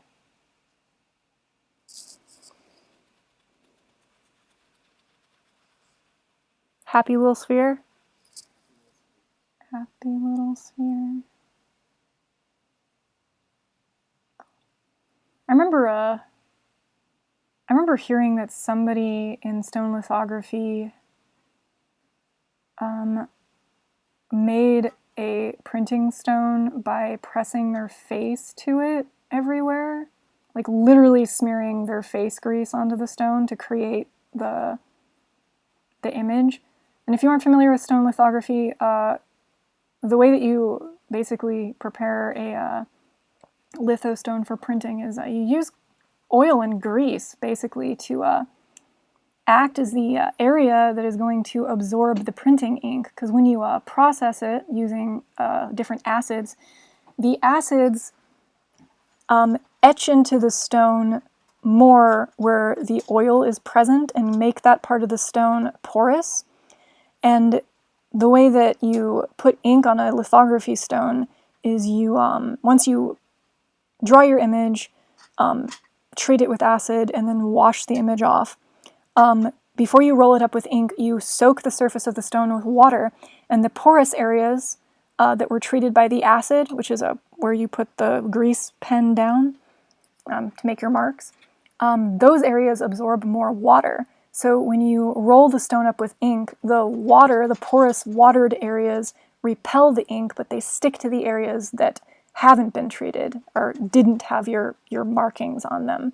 And you can get some really nice gradients that way, like very organic looking gradients on your prints. And that's kind of what makes stone lithography so popular, is that you can get gradients using that process. But you make all of your marks with grease, ultimately, because that's what the acid interacts with. And I guess a student actually took their face and the grease that was on their face, like their natural body oils, and they smashed their face up against the lithography stone a bunch of times, and then treated it and printed their mashed face. Kind of like if you pressed your face against a Xerox machine plane and like made copies of it. It like, I guess, ended up turning out something kind of like that, which I always thought was hilarious and kind of novel. Yeah, I wouldn't do that. I guess somebody did something similar in a litho with crisp cuts. They like took crisp cut French fries and they mashed a bunch of French fries against a lithography stone and then treated it and printed the greasy grease fries. But I guess it took multiple hours to grind that layer of the stone off so that it could be reused again. Lithography stones can be ground down and reused like many times until there's no stone left. And usually it only takes like a couple of like hours to grind the surface off a stone so it can be used again. I guess, yeah, the Chris cut stone took like, I think they had to take like a millimeter off of the stone before it was usable again, when usually it's only like the thickness of a sheet of paper or something. And the professor warned us or advised us, they're like, please do not put french fries on your lithography stone. We're like, what?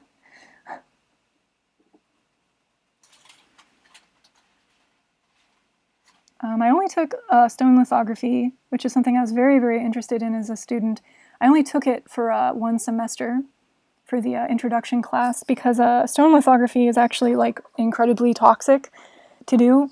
A lot of professors who taught lithography X amount of years ago have since died of liver cancer because it's so very, very toxic, like the chemicals that you use to basically acid etch the stone, like the whole process that's involved with prepping your stone to be a printing stone. I only ever did it, I think, 3 times. We had to do 3 different prints, and I think the last print that I did was actually done with a pronto plate, and it was a non-toxic process. But I did it at least enough times to say that I have done the legitimate, like, traditional litho stone prepping process-y do way. There are non-toxic ways to do it now, like non-volatile chemicals that you can use that are cleaner and they give you the same effect. You can also use like a nylon plate referred to as a pronto plate. Oh, that feels good. I was like slouching super bad to not, oh God, block the camera. Whew.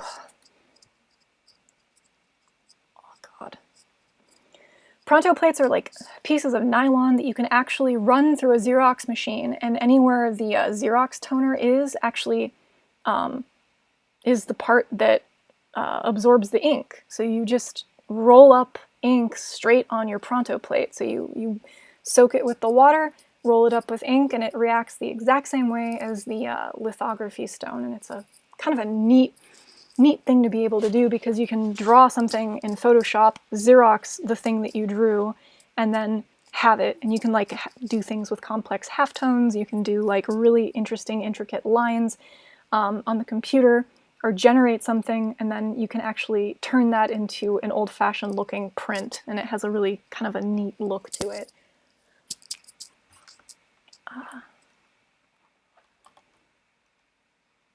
Cracked gearbox and expensive repairs.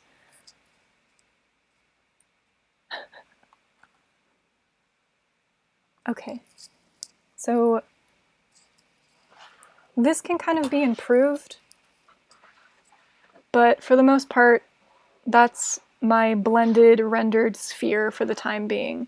I'm now going to switch my focus to the background and the shadow right here that I'm going to do next. To do your shadow, you're going to start with the darkest dark, like your level 10 swatch or value.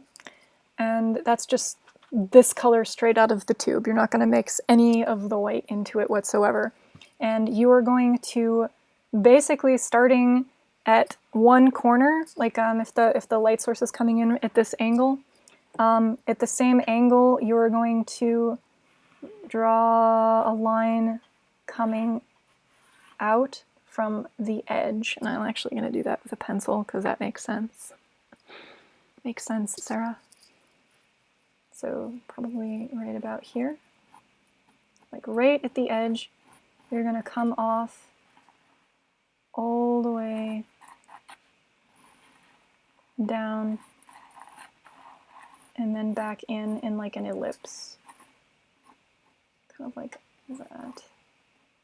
Yeah, a bit more.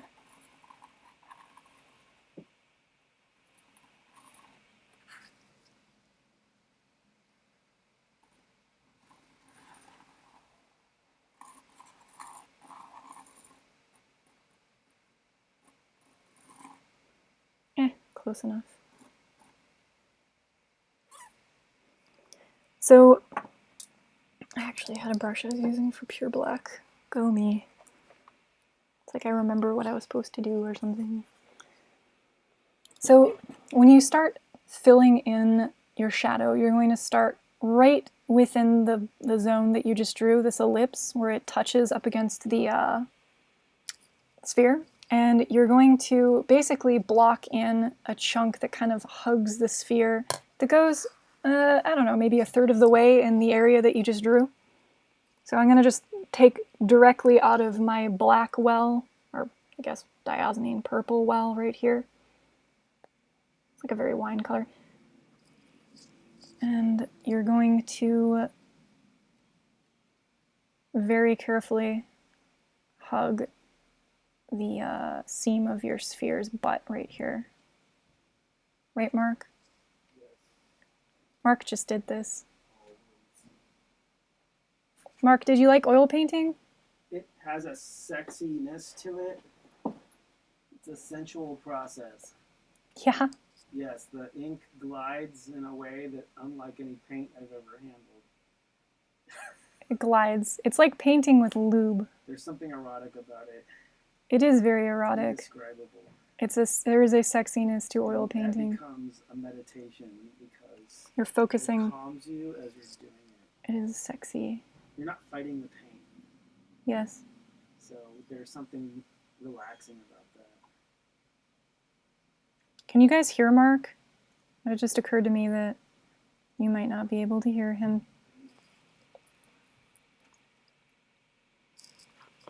Oh no. The stream health is bad? That's not good.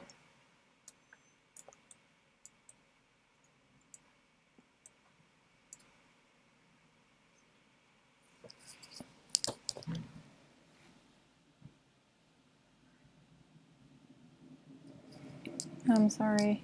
I didn't mean to block with my head. So what I usually do is I will block in this first third, and then I'll use the remaining paint on the brush to just sort of like dry brush,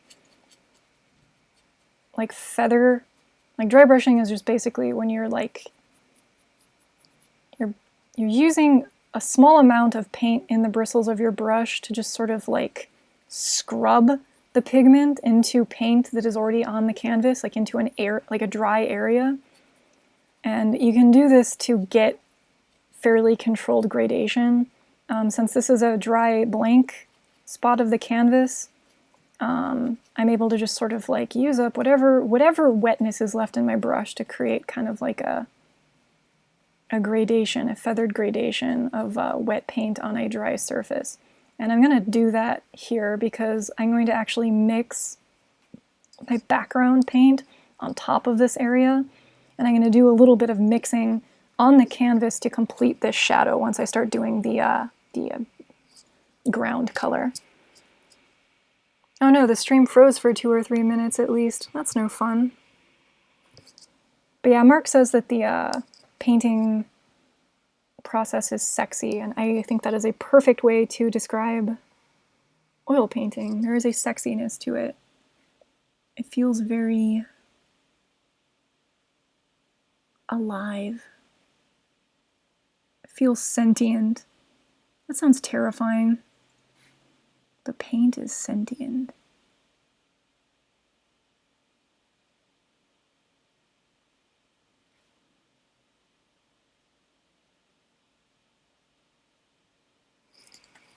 Okay. Now, the next thing I'm going to have you do, I'm saying this as though you're painting too. I'm going to do the ground. So I'm going to create a horizon line, and I'm just going to continue the one that's begins over here. And for the ground plane, I'm going to use probably a 7 to 9 value, with the 7 kind of being more on this side where the light source is coming from, and the 9 being on this side where it should be a little bit darker in theory. So I'm going to look on my palette and see if I can find something that looks kind of like it might be close to a 7 value, which I'm going to say this does. And I'm going to scrub a bit more white paint in here to make a larger well, since I'm going to have to paint a larger area with this color. And if your paintbrush gets saturated with paint, you can just kind of turn it on its side and twirl it to like just push it off, because that will happen a lot. And you don't want to just like wipe it off on your brush. That's wasting perfectly good paint that you mixed, right?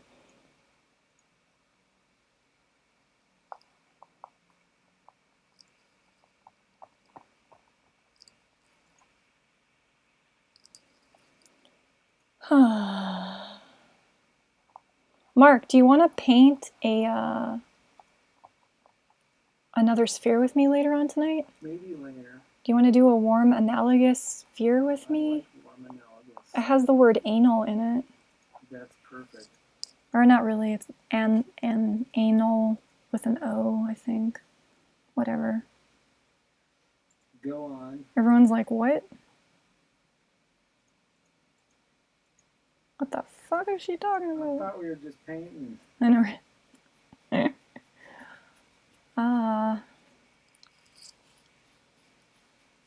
There. The freeing part. Painting a large area with just a lot of paint. Now I really smell linseed oil.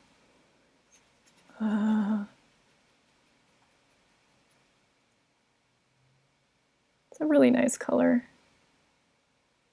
Should remind you of wine, I think that's the point. Diazonine, purple, or dioxazine, was named after the Greek god Dionysus, or Dionysus, which is the god of wine and basically hedonism, I guess. The Roman equivalent would be Bacchus. So if you're familiar with like hedonism and Bacchus, or the Bacchanalian term, basically the god of wine and happy times and pleasure and opulence and grapes, that is Dionysus, and that is where the diazonine purple paint got its name. So this color should remind you of red wine.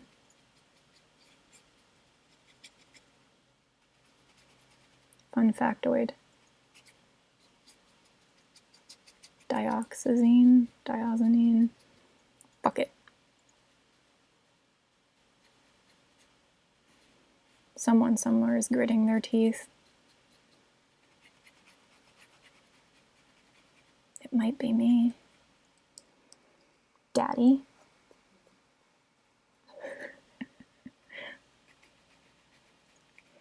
Okay.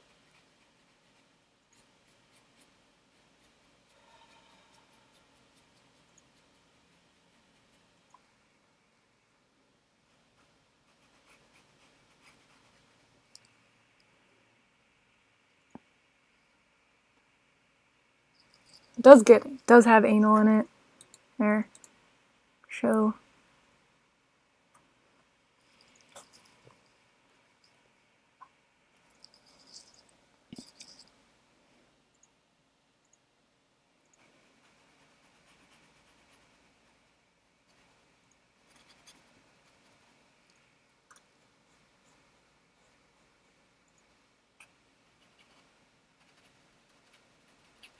Bacchanalian. Does Bacchanalian have the word anal in it too? Everyone's like, God, Sarah, what the fuck is wrong with your head? Bacchanalian. Bacchanalian. Bacchus. Bacchanalian. I don't know. Fuck.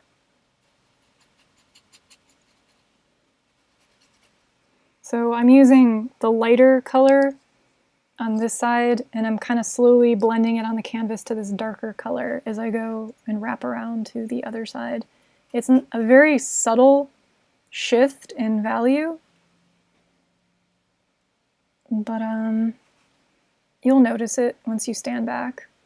It's another thing that you'll do if you do decide to do a painting of something from a photograph, is you're gonna paint, and then once you feel like you hit a stopping point or a stuck point, you're gonna put your canvas down and you're gonna walk away from it and you're gonna look at it from a distance, and you'll see things that are wrong with it that you didn't see up close when you look at it from far away. And that is a trick to get unstuck when something doesn't quite look right but your brain can't figure out what it is. Highly recommend doing that. If you're having an issue with a body part, the technique that I used, where you turn the canvas upside down and then paint from the photo in a different orientation is also very helpful, but you do want to actually turn the canvas right side up again after you're done with the part that is giving you a hard time. Otherwise, you will run into an instance quite like the one that I had where I waited until I was done painting the whole portrait only to find out that it was like awful. Yeah, don't do that. It's not a good time.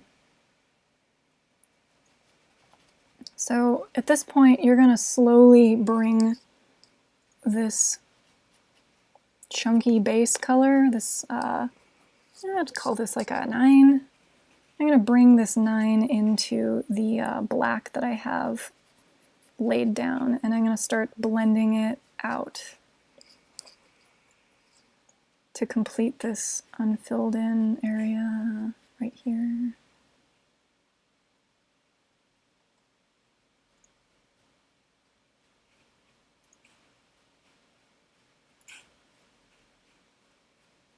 And I'm dragging the dark into the incomplete area, and then kind of mixing it into this lighter purple as I go to fill it in.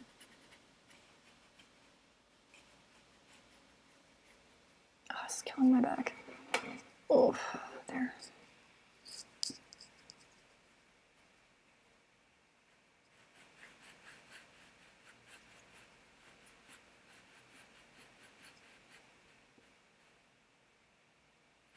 Okay. So there's your shadow. It's kind of a skinny shadow. Maybe I'll bring that out a little bit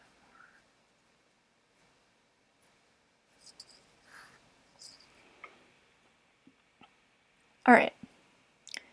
Background. So I'm going to wipe my brush, and I'm going to use probably one of these lighter wells to mix probably somewhere between a 2 and a 4 or a 5 up here at the top. Again, on the left, you're going to probably start with the 2 or 3, and then on the right, you're going to end with the 4 or 5 to give yourself like a slight gradation as you go from left to right. I'm going to probably start with the light. So I'm going to mix more of a lighter color with my white and whatever pigment is left in one of my wells. And hopefully it looks like probably a 2 or a 3. And I'm going to start scrubbing that in back here.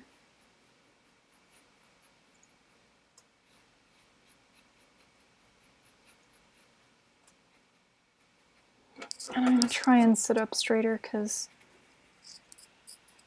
yeah, that's not, okay, whatever. I'm trying not to block the camera by like distorting my body in an unnatural way, and that's not good. I need to not do that. All right, so I'm sitting up straight. This is better for me. Not punishing my body. Is it warm in here to you, Mark? It's cold to me because I was in a 120-degree garage. But what temperature is it right now outside? it's probably 105 or 6 now. Fuck. Getting Is it? That's 2. Okay. Oops.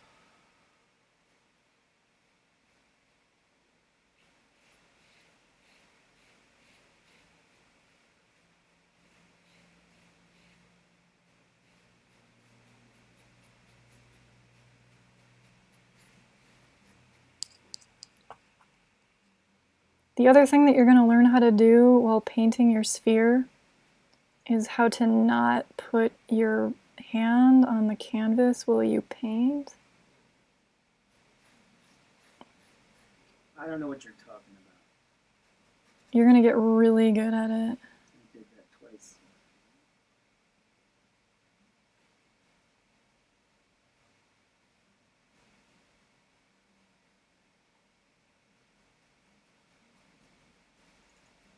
Mark, do you want to be streamed painting your next ball? If you feel that's appropriate.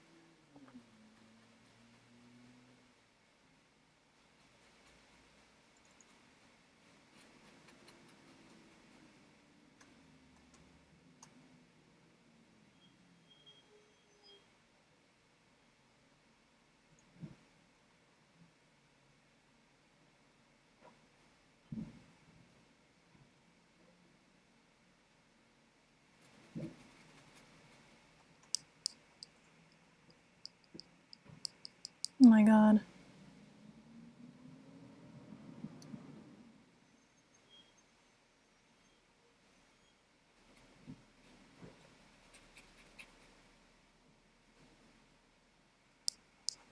Oh god.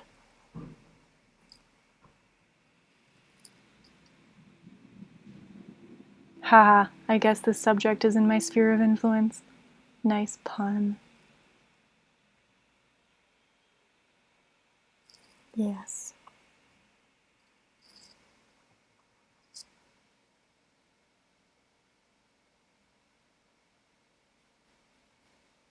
Okay. Mark, what are we eating tonight? Ham turkey sandwich. We're having You can sandwiches? have bacon on it if you want. So we're just using up what's in the Tomato, lettuce, fridge? ham, bread, Okay. Dagwood sandwich. Dagwood. What? You know Dagwood sandwiches? No, what the hell is Before that? your time, little girl. What? The fuck is It's a that? comic strip character named Dagwood, and he liked sandwiches that were like a foot tall. Oh, Dagwood. Yeah. I thought you said Daglet. I was like, Dagwood. I was like, is that like? I put my glizzy next to my Daglet. Is that? Yeah, I was like, is that a Pokemon Hang or it from my baglet. Daglet? I thought you meant like a Pokemon there for a minute. I was like, what, Daddy? Confusing me. Daddy's speaking in tongues again. Mark had all the people on his Animal Crossing island call him Daddy because he's a fucking weirdo. True story. So we have like... But it was Biscuit before that, and I didn't even make that one up. Yes, like the octopus girl naturally called Mark Biscuit. And then like later was like, what do you want me to call you, honey? And Mark, like, I walked in the room as he was typing out Daddy. I was like... We already talked about that though. So. Uh-huh. You're like... Because that would be funny. You're like, Daddy. All the animals on the island called me Daddy. So Mark's animal island is filled with creatures that call him Daddy, which is awesome.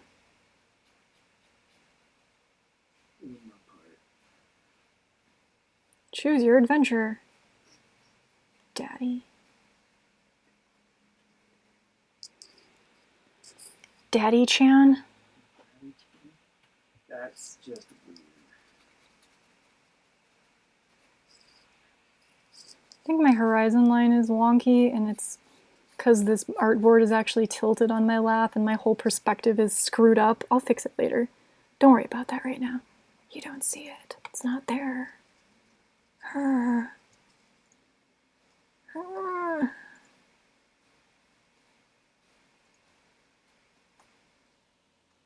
I'm actually gonna turn the canvas.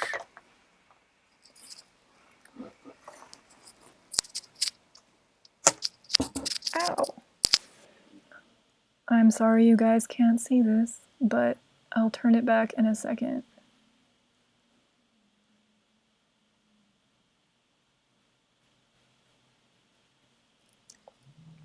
I don't think I improved it. I turned it the wrong way. That's not any good either.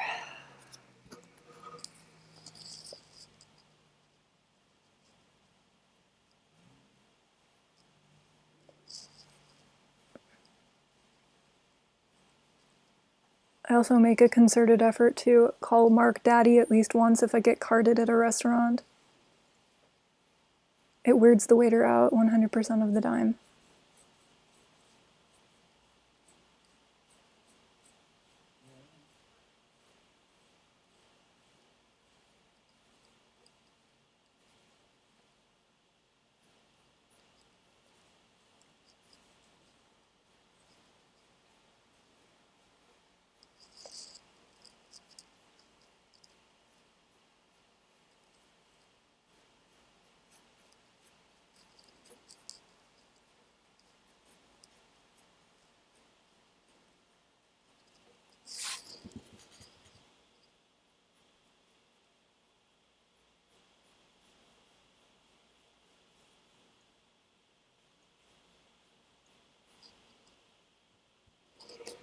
Okay. Okay. So now that now that I have the whole ball area covered with paint for the most part, your next step is going to be just tightening everything up. If that means blending in areas that now pop out to you as being like kind of irregular or funky,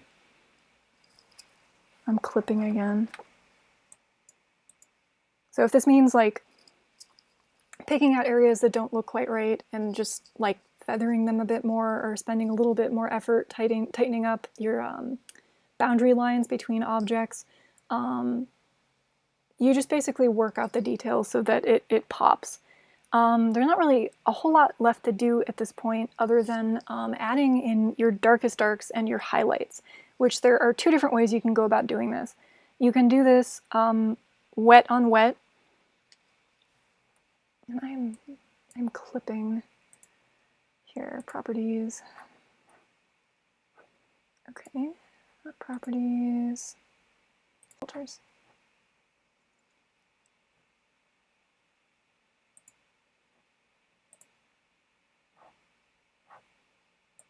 Does this help?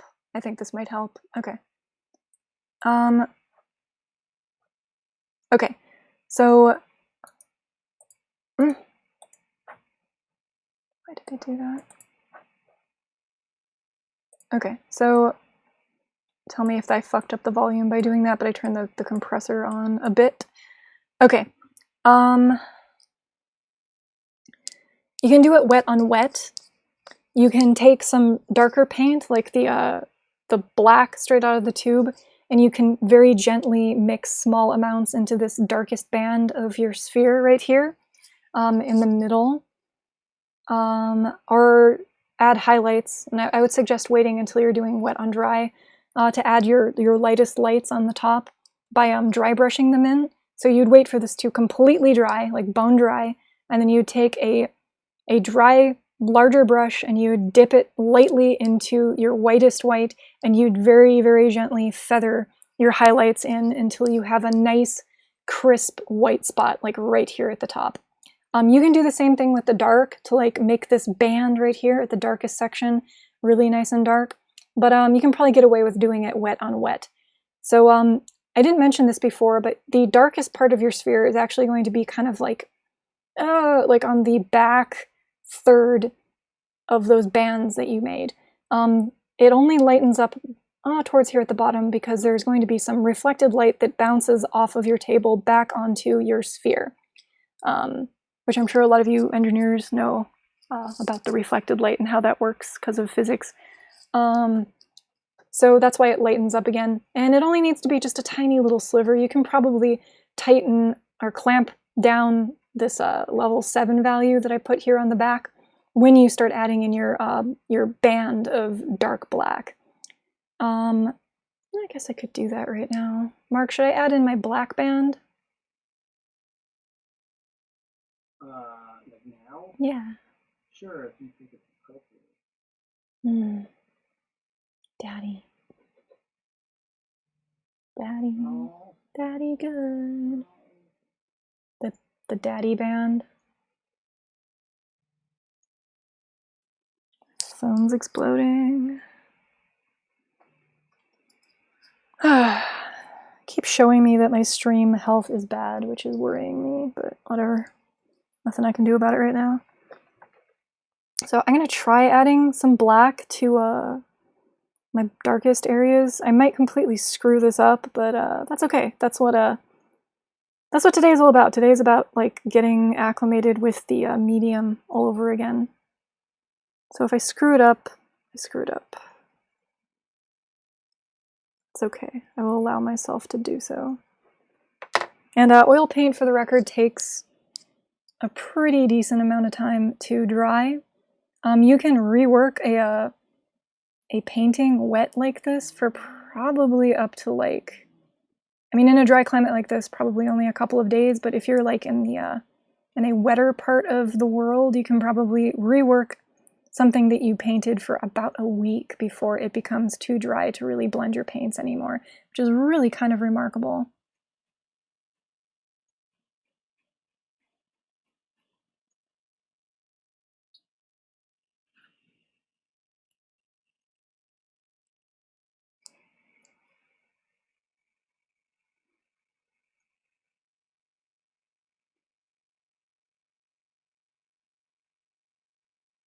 Oh no, is my stream COVIDing? It's not good. I don't know what to do. There's nothing I can do about it.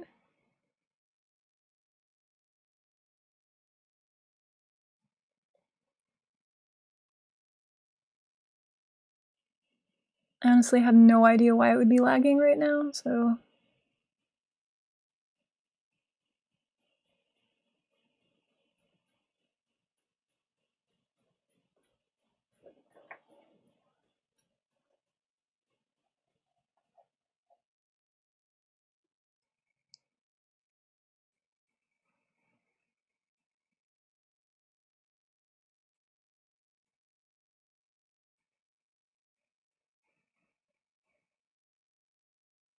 I keep seeing this cowlick on the back of my head. Every time I move in, there it is. Cowlick.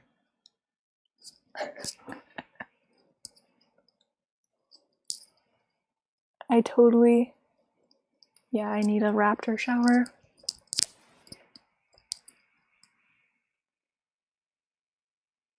Am I pranking you?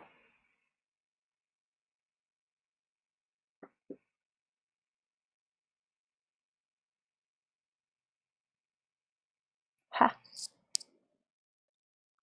Okay. I don't know. What do you guys think? I can't really tell. Mark, what do you think? Which, come here and look at my... Will you come look at my balls?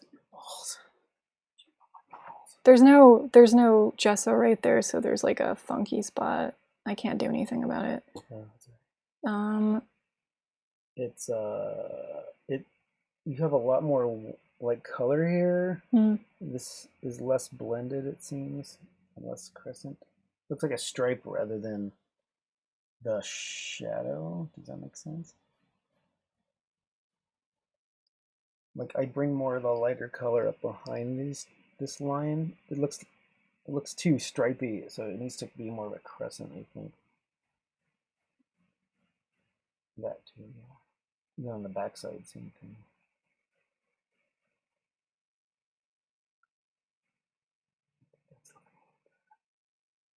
And then blend in the next gradient up. Then now this has a broad. So yeah, finish this and then lighten, blend that in a little more. Whatever. All right.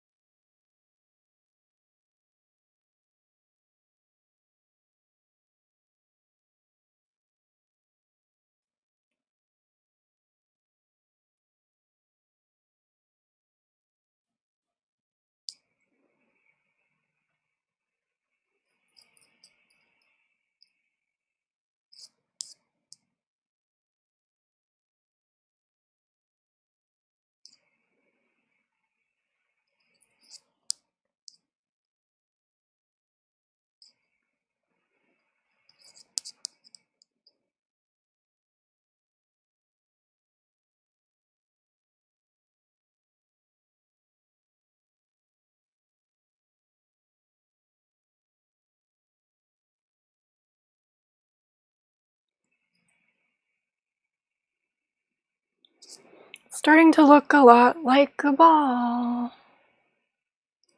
Ball, ball, ball, ball, ball.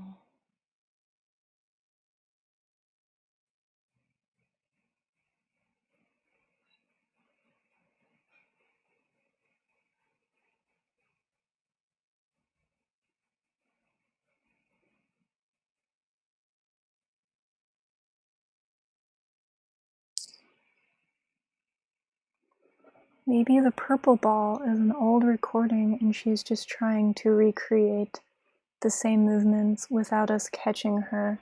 Ha ha ha ha.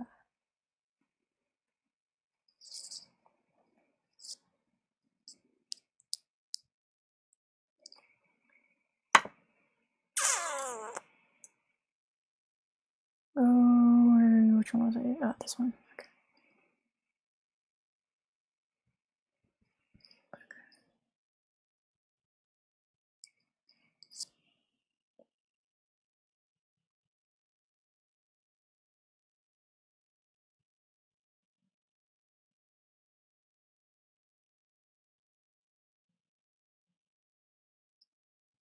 Yeah, that's gonna be a problem.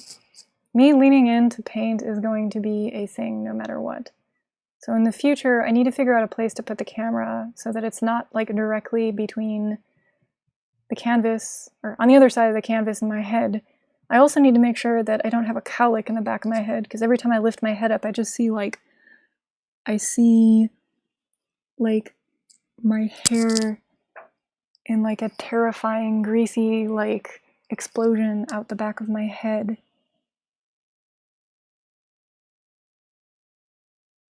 That's probably not avoidable either. I don't know what the workaround for that is. I don't know. That looks kind of like a ball. So I can definitely put some more work into this to make it like tighter and better. I'm gonna say that on the whole, it's better than the previous one that I did. You can't see it. God damn it. There we go. The light source looks like it's coming from a slightly different angle. It looks like it's coming from slightly behind it rather than in front of it. Or something. I don't know. Like, this one definitely has darker bands that like stretch around the back of it. I'm not entirely sure why that is. I might have just used a lighter color for that band on this one than I did this one. I'm not entirely sure. I probably might dry brush some darker tones into the back of this once it dries a little bit more to like wrap the dark band back around it, give it a bit more dimensionality. We'll make it pop out a bit more. But for the most part, the colors are blended, and I think that was the thing that I was hoping to get out of doing this, is like a feel for actually like blending colors again, or just blending paints, and getting like a smooth gradation, because that's something I'm going to need to know how to like do fairly regularly if I'm going to attempt painting myself.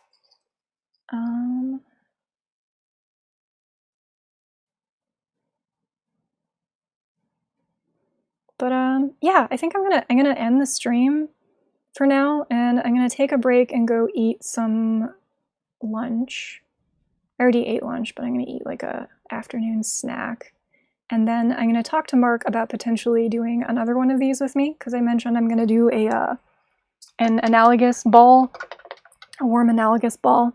So I'm gonna reset. I'm going to probably clean all of my brushes, like the purple off of them, and let them dry a little bit, and then I might restart the stream based on what he feels, like how confident he feels about letting me like have him be on camera while painting or learning how to paint. If he's up for it, then I'll restart the stream with a different title here in like another like couple of hours. If not, then I'll be doing this again solo, probably like, if not tomorrow, like early next week. In any case, today I will get the next two color balls done, the two different analogous balls, and then I'm going to put another setup on both of these squares. I'm not even sure why I didn't do that yet, but I need to do a complementary ball, and then I need to do a,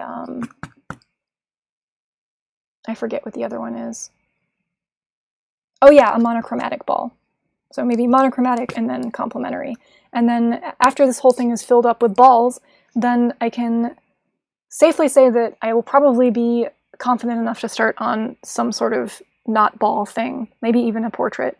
So that's the intent. Oh god, I gotta get this off my knees. Oh god. Ow. Ow, ow, ow. Ooh. Oh, straddling a drawing horse as an adult is not as fun as when you're a teenager. Fact. Oh my god. Ow. Whew. I'm gonna go take some Advil. I think I found out what's going on. Since Sarah is using 2 cameras at once and Gargamel is also using his computer, maybe this whole thing is hogging up the bandwidth and causing slowdowns. Mark, is your computer using... Gargamel's not doing anything on his computer. He's not doing anything on his computer. Damn. Alright. Thank you for hanging out with me, guys. Thanks for dropping in, Emily. It was good to have your company. This time's hard. No, it is good to have company. Like, it means the world right now, especially, like, the way things are at the moment. But yeah, thank you. Like, I'm really enjoying doing this, and I really appreciate everyone's company, just hanging out with me while I, like, I don't know, try to keep the anxiety at bay. And I'm scrolling up just to make sure I didn't miss anything before I say goodbye. Do they see both as blue? Oh no. Do they look blue or purple? It doesn't matter. Alright guys, take care. If I see you later on today, I'll see you then. If not, then tomorrow or whenever. But enjoy the rest of your Saturday. And thank you for watching.